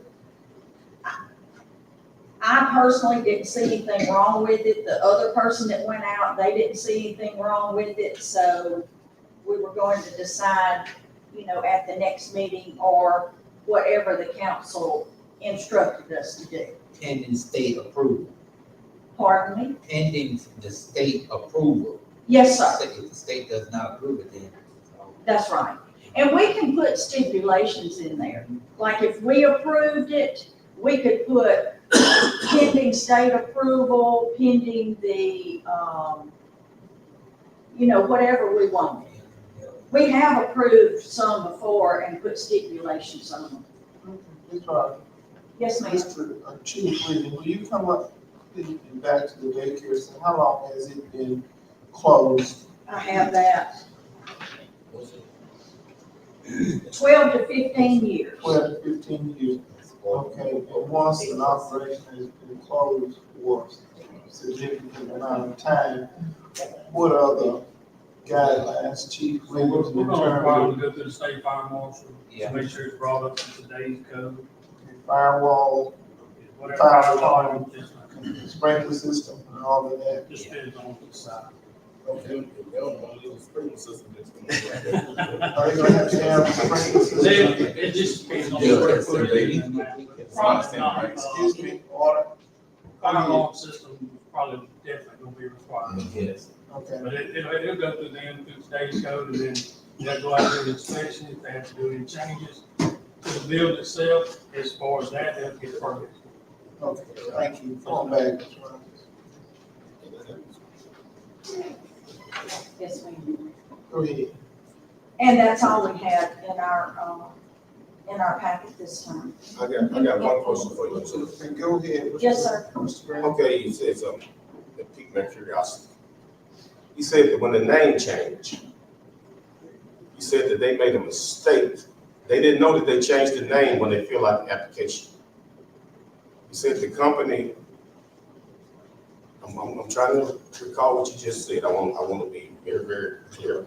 You said when he did the paperwork, he didn't know the company name had changed, so when he did the paperwork, he put another name on it. But he come to find out that the company had switched the name, so he came back and did a name change. Right. Okay, all right, so that's one mistake. The other mistake was by code enforcement. I'm just saying, we just need to be all on the same page. Communication is everything. Because she said about a lawsuit earlier, I'm talking about, not you, just don't have anything to do with you. I'm talking about, Ms. King was saying that we liable for a lawsuit. Okay, Well, if you ain't got the right name on something, when you go apply for something, so technically, it's really just getting approved because it's the right company now. You know, because you can be a parent company of anything and have 4 or 5 different companies under you that's in your umbrella. So when you have to put the right company name on something when you apply for something. I'm just playing, I'm just asking questions because you said that he didn't realize they put the wrong name on it. They had changed the name, and then when he found out that he changed the name, he came back and redid and switched the name on the application. I'm just trying to wrap around with what was just stated. I mean, it's nothing, I guess I'm just going back and just playing back with what you said. I'm not trying to, Because it seems to me then like the application itself, the initial application was invalid. Well, we have had other businesses that changed their names along in the past. No, you missing the point. He didn't say it changed name. He said he had the wrong name because he didn't realize that it was on there. He didn't realize the company name had changed. It's just, I'm sorry, Ms. Green, I didn't mean to interrupt. Go ahead, I'm so sorry. Okay, no, I was responding to Councilman from District E. It's the same company. They own both companies. And it's the very same company. Now, if you want me to find out more information on that, No. I have the No, gentleman's we number. fine. I was just I'm going back. talking about the initial application. Yes, sir. So they get it under the wrong name. Is that initial application invalid? No, I wouldn't think so. It's the same company. But it's a different name now.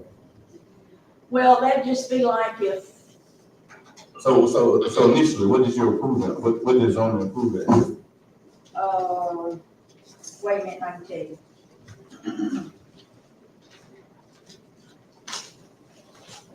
According to the application I have here, about the zoning did it on 3/19/25. And the name, the project name is Golden Bean Power LLC. They got a note that was changed, approved by the council. It was Sunbeam Solar LLC.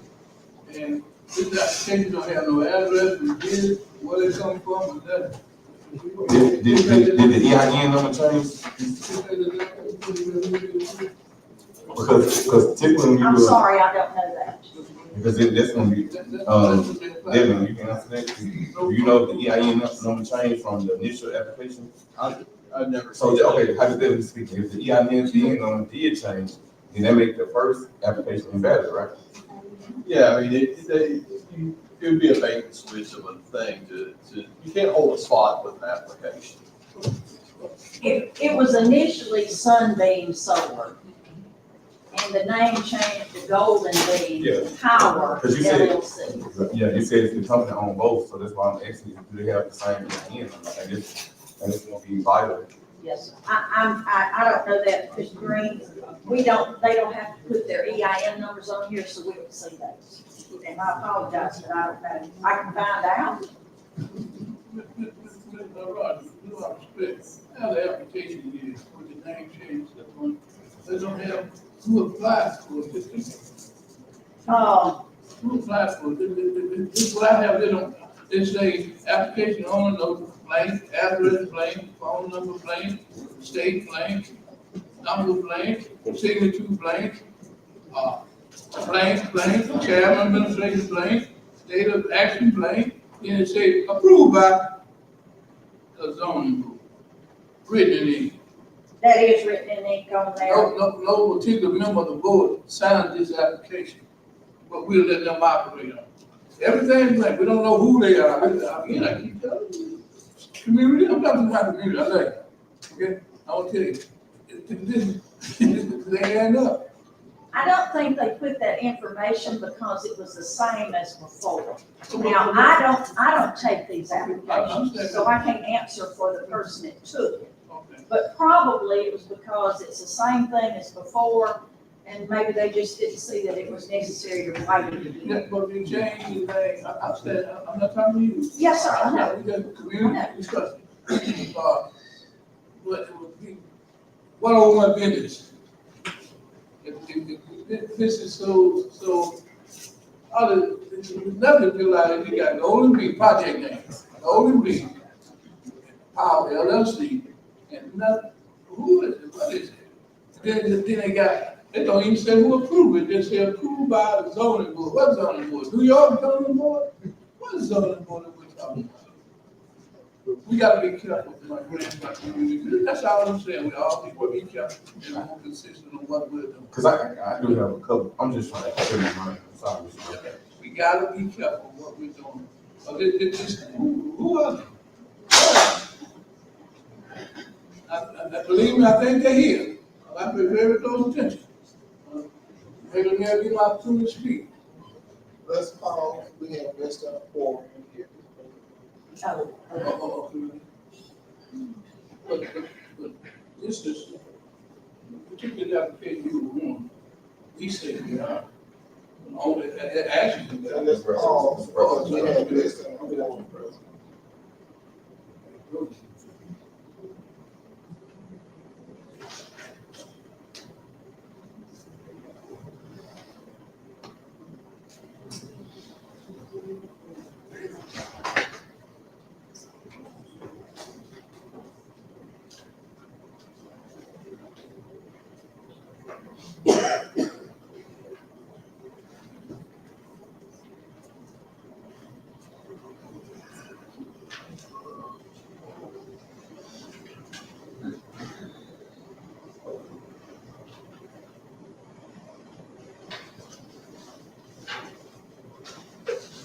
Yeah.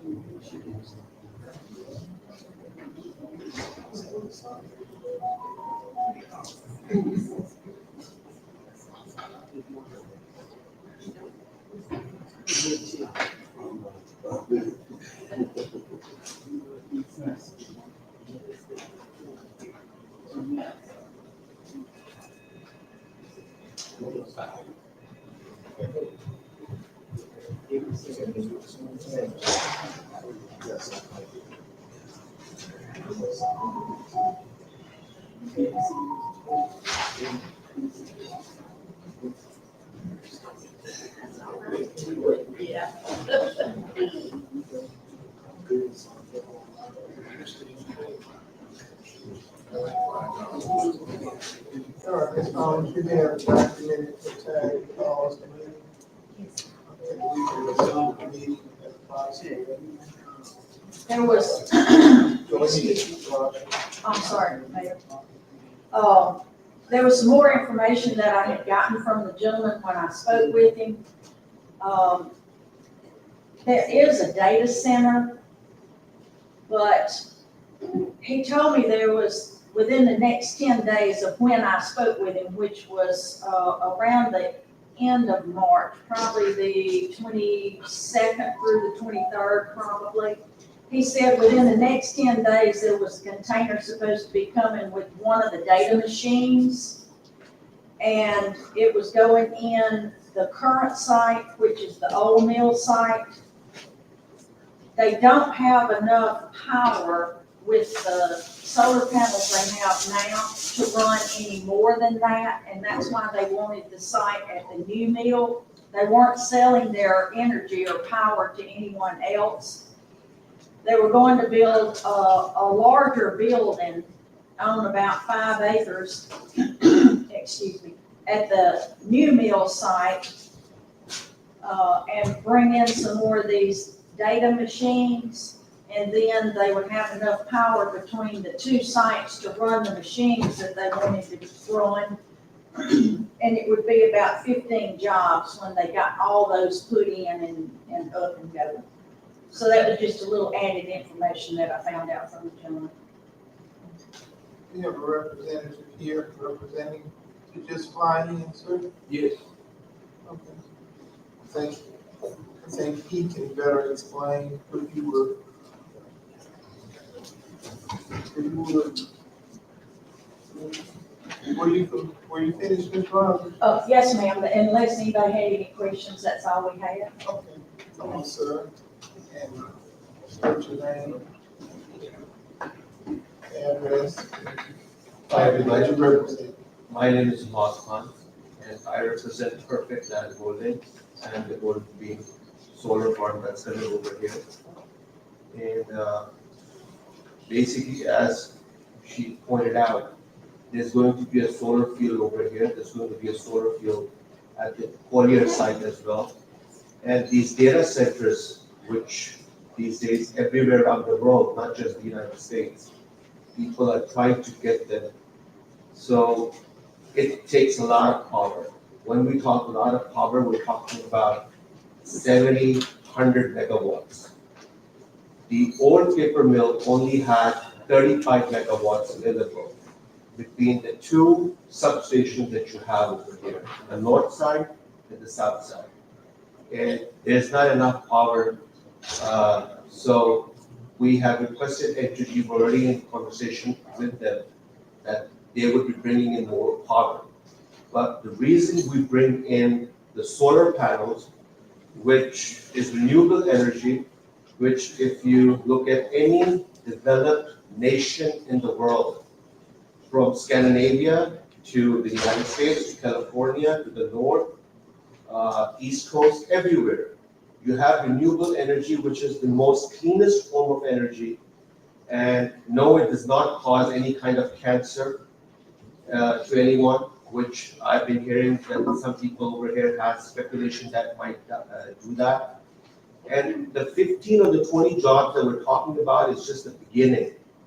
They are right now bringing in fiber optic cable network all around Bastrop. And we are getting materials for it on our site on Collier's Lane. That is going to take Bastrop towards the future. It's going to bring fiber optic, it's going to bring jobs, it's going to bring a modern data center that is going to take Bastrop forward, Louisiana forward.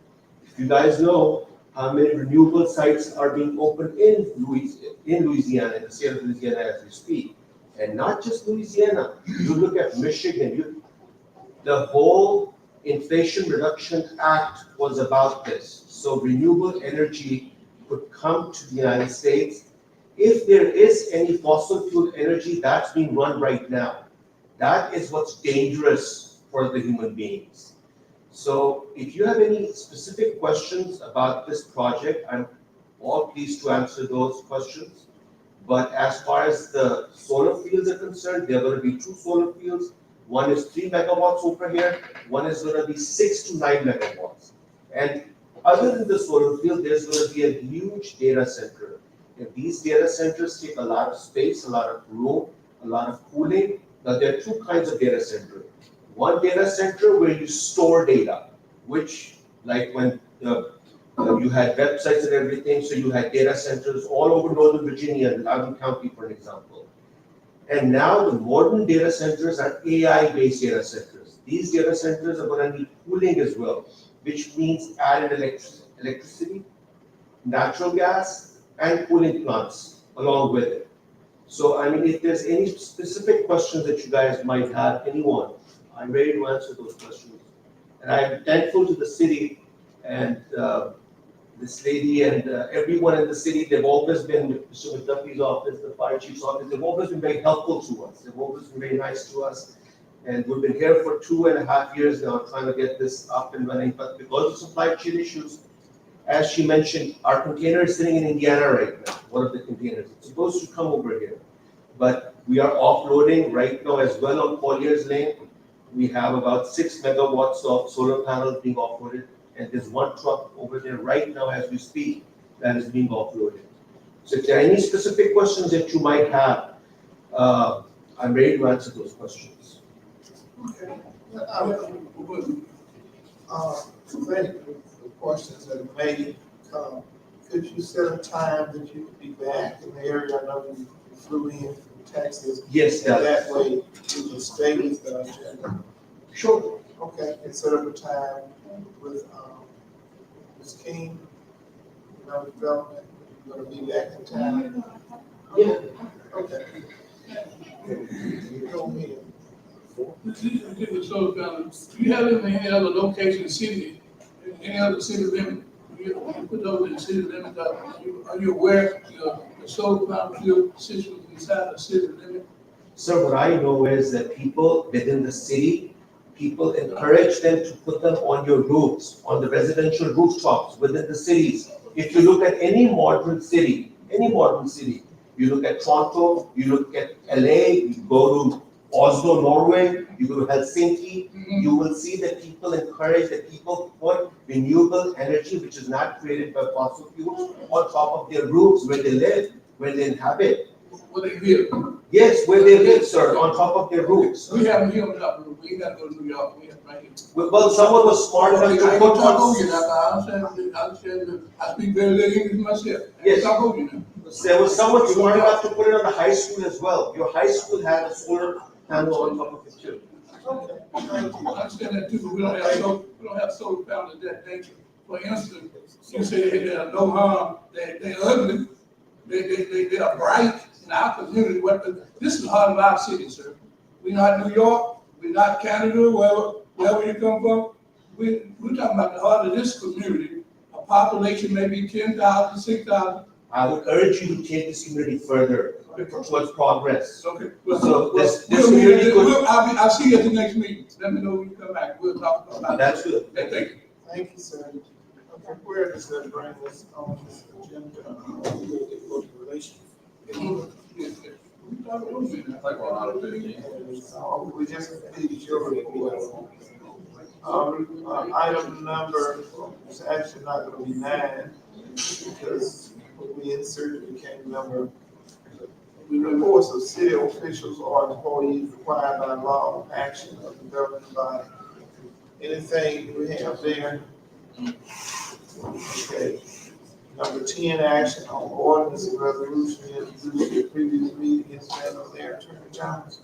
Not that I know of. We have to advertise them out on that ordinance, the 2 ordinances that were previously introduced, they're gonna be at the next meeting. That's it. All right, item number 11, maybe 12 now, but other unfinished business. Ms. Austin or Attorney Jones, do we have any other unfinished business? None. 12, introduction of permitted action on proposed ordinance and resolutions. Yeah. You have something? This is, I need the agenda expanded for, there's 3 things that are real quick and simple. The first is the Dotson Park upgrades from District E funds, and the 2 CEAs with Mr.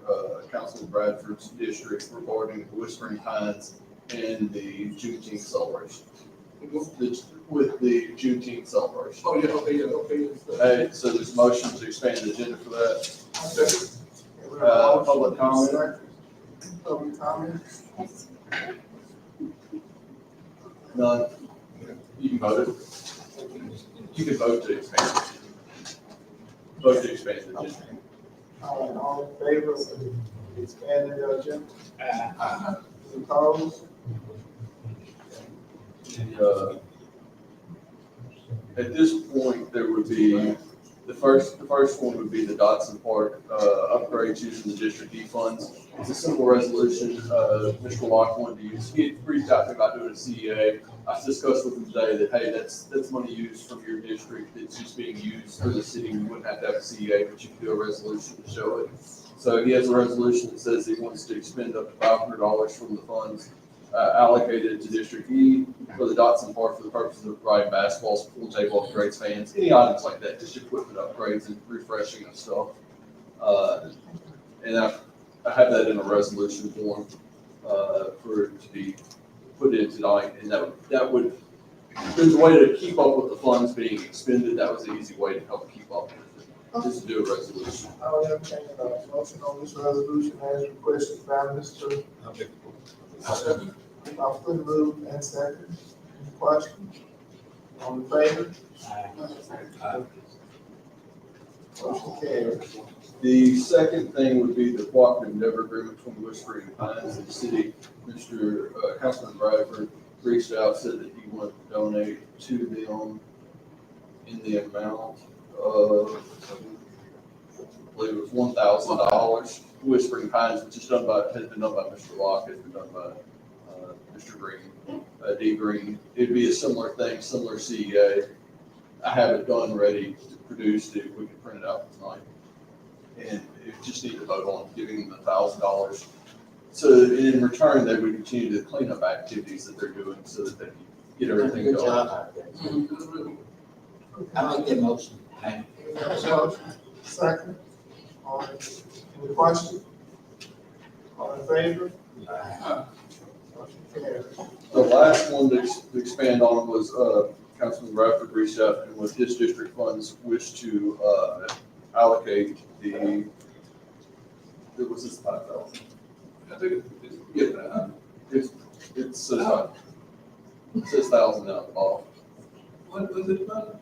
5,000. Yeah, I thought you said 55,000, they even 55,000. Yeah, you be borrowing from everybody. So the Eastside Community Workers, which is a nonprofit organized here, is putting on a community celebration for Ralph George Park for Juneteenth on June the 14th.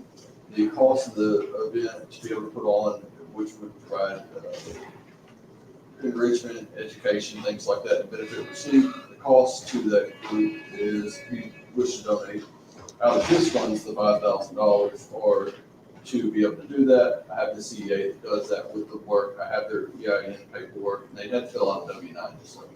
Yeah. And he wishes to do that. I have the CEA. Okay. You make a motion. Resolution, what number, Attorney General? It's just gonna be the CEA. It's not a resolution. No. Well, Yes, sir. I'll entertain a motion on this CEA. I'll make a motion and see. Is there a second? All in favor? Any question? That's the celebration they have every year. Yeah, every year. Yes. Mr. Haney, Mr. Cottle Haney. Call the same. That's going to bring us to the speaker, the liquor license, if we have it. Okay, He's cute. Which one's that? Yeah, you're right. Get a license.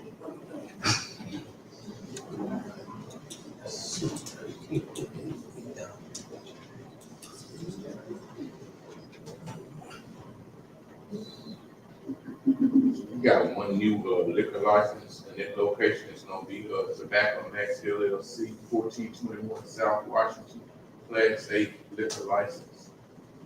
I recommend it for this license. In front of your house.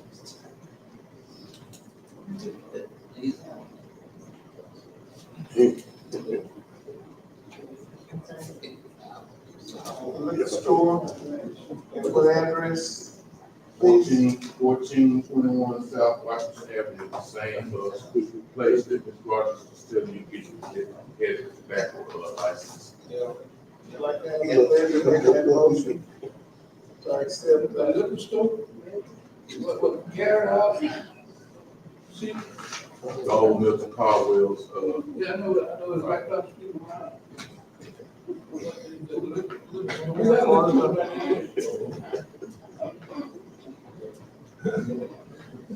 Would you like to make a motion since it's your district? Oh, no, I don't care what the liquor store is.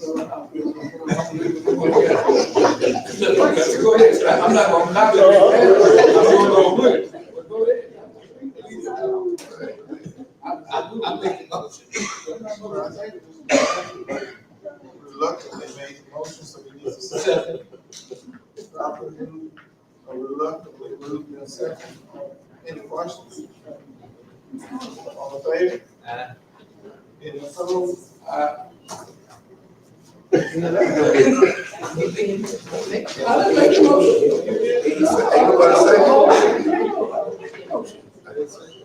We just table it. let's table it.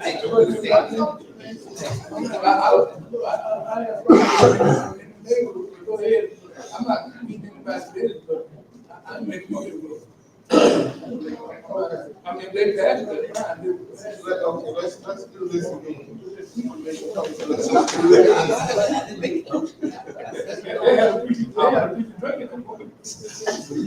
I'll entertain a motion on 1421 Liquor Store on South Washington. Is there a motion?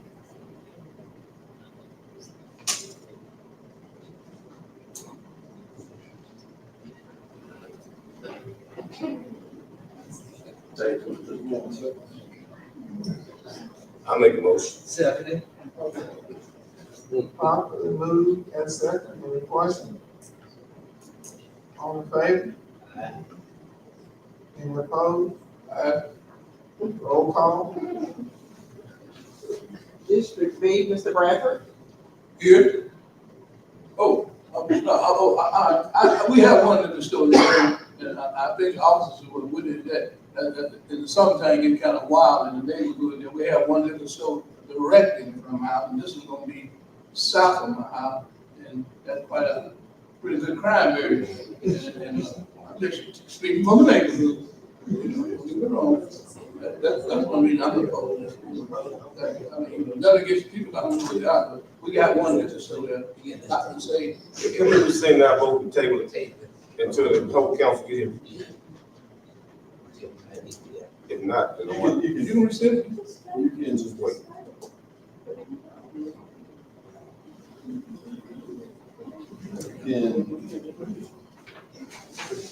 Yeah, I mean, if you want to take it, just. Yeah. Motion made, if you want to. You want to rescind it? Motion. Table it. Motion is table it. Any definition of time?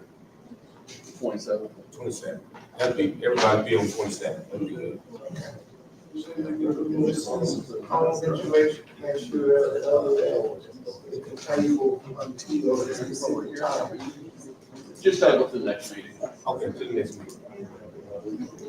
That brings us down to the speaker's agenda, which we covered. We covered everything.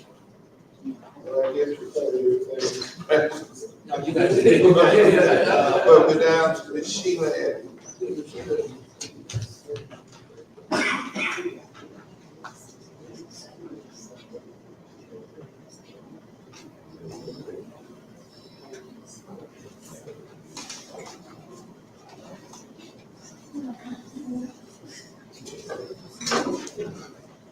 Evening, everyone. What's your name and address, Ms. Eddy, please? Sheila Edmonds, 1612 Level Avenue, Bastrop, Louisiana. Go ahead. Rhonda Stood was also supposed to speak, but she had to work. I live in District C. We are having a problem with raccoons. The raccoons are invading homes.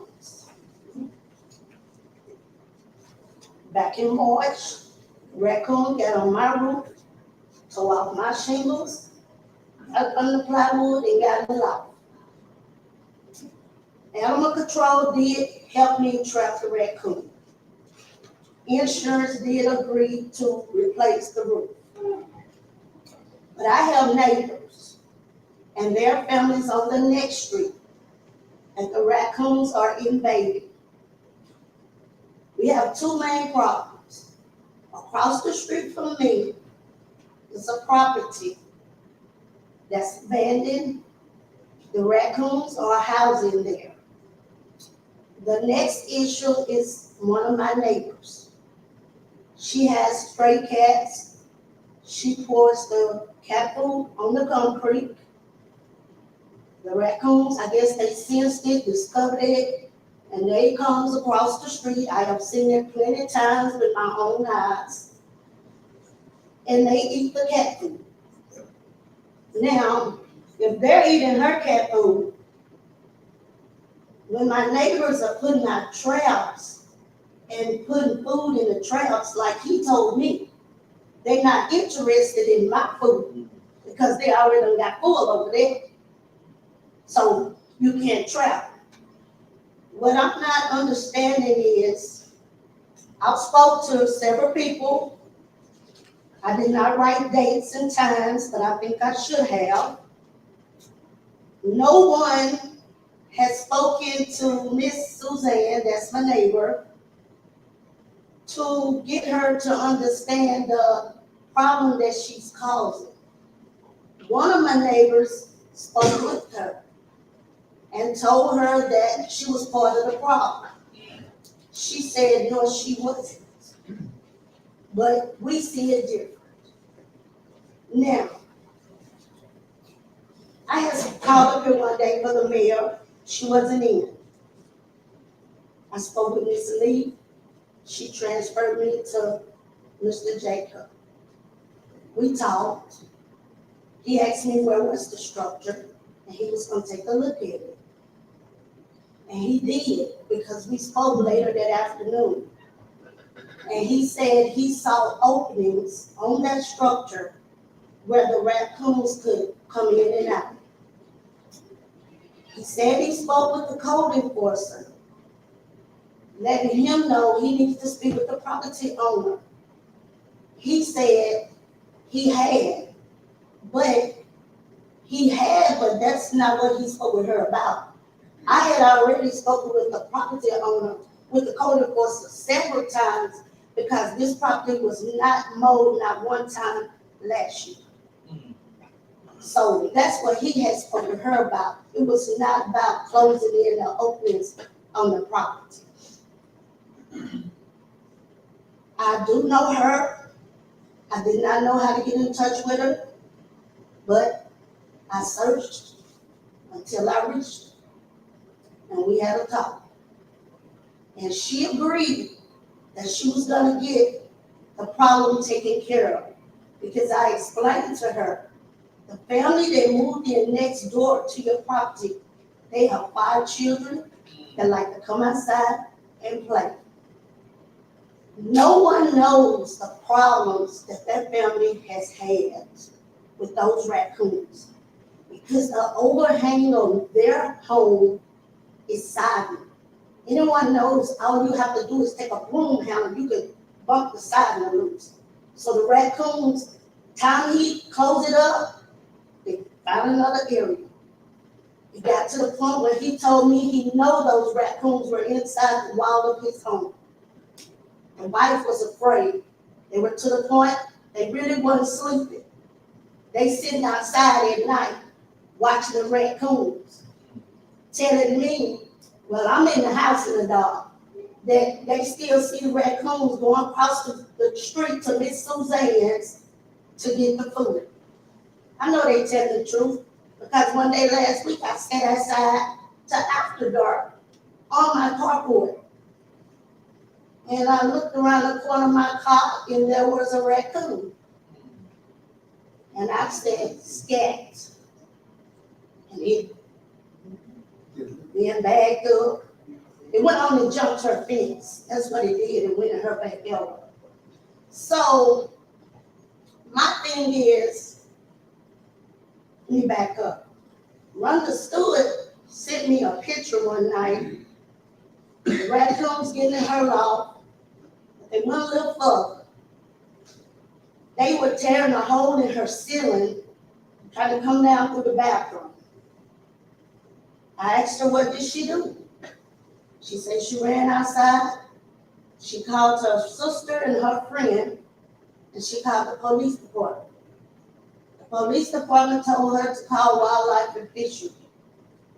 They gave her the name of a gentleman that they used to trap raccoons.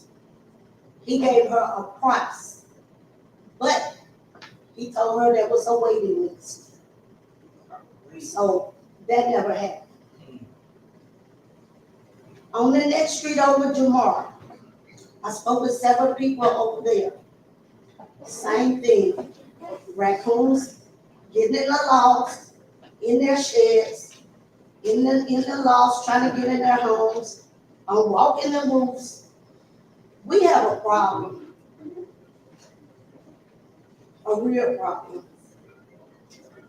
And I do know it's not just District C, because I have friends that I speak with, and they have told me about other situations. But I know that deep down, there's something that can be done. If people put their heads together and think on the situation. Don't look at it that it's not me.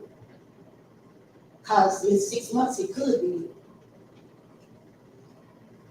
And I'm a little frustrated because with the issue with Miss Suzanne, I'm just not understanding why nothing can be done to her. And Public Works, family across the street, they're originally from Monroe. They moved here last year in August. The husband is one of the new football coaches at Bastrop High. In December, they asked me, do you have a problem with the raccoon? But at the time I didn't, but I had seen them.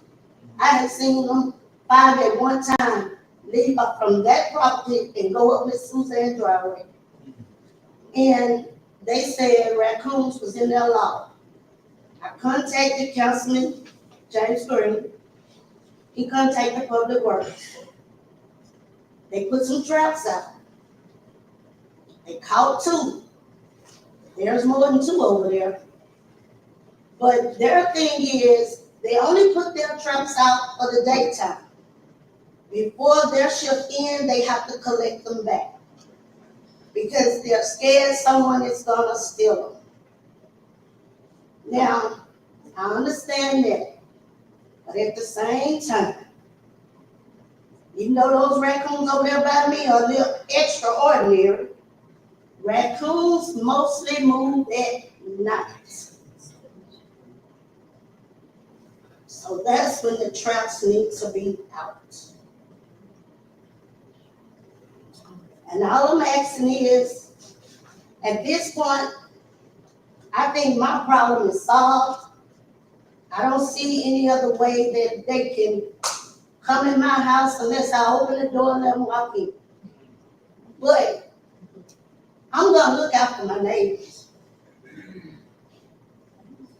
They need help, and I'm asking that help is considered.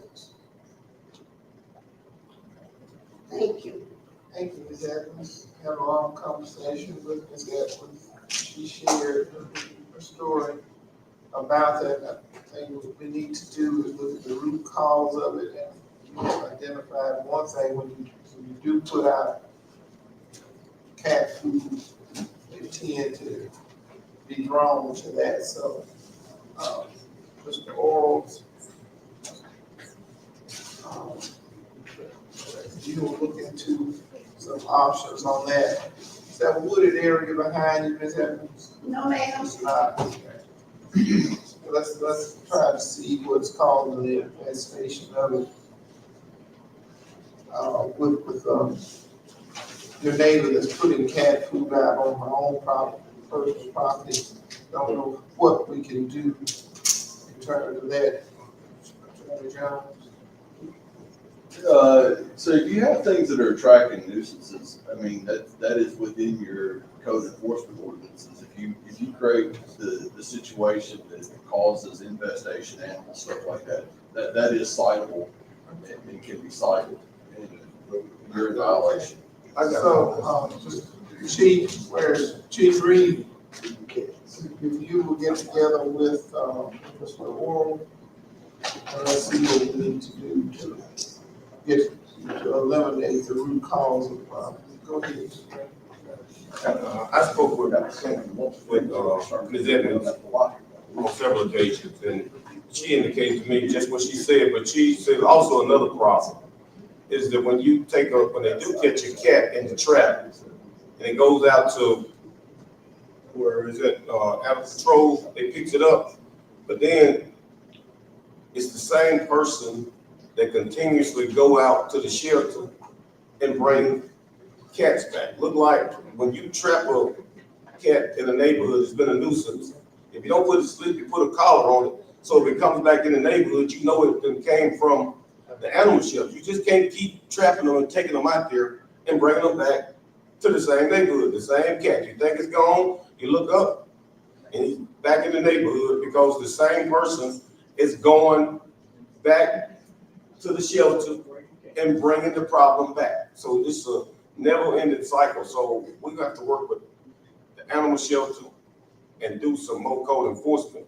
Because like the attorney said, if it's, you creating a nuisance, it's something to be done, because it's getting progressively worse. And if you notice what she said, it's starting to expand the distance. They starting to go further and further.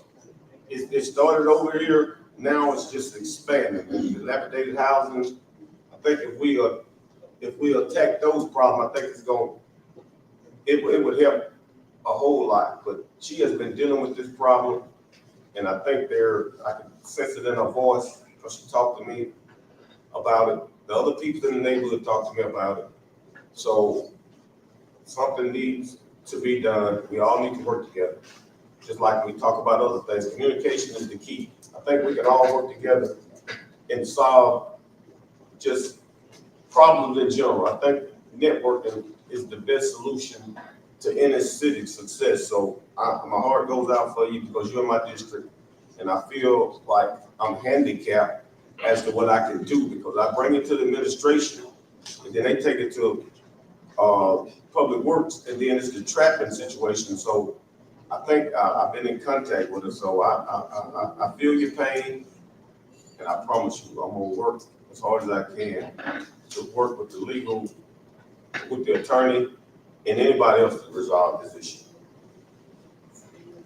All right, I think this concludes our agenda. This time I'll entertain a motion to adjourn this meeting. So moved. And I second.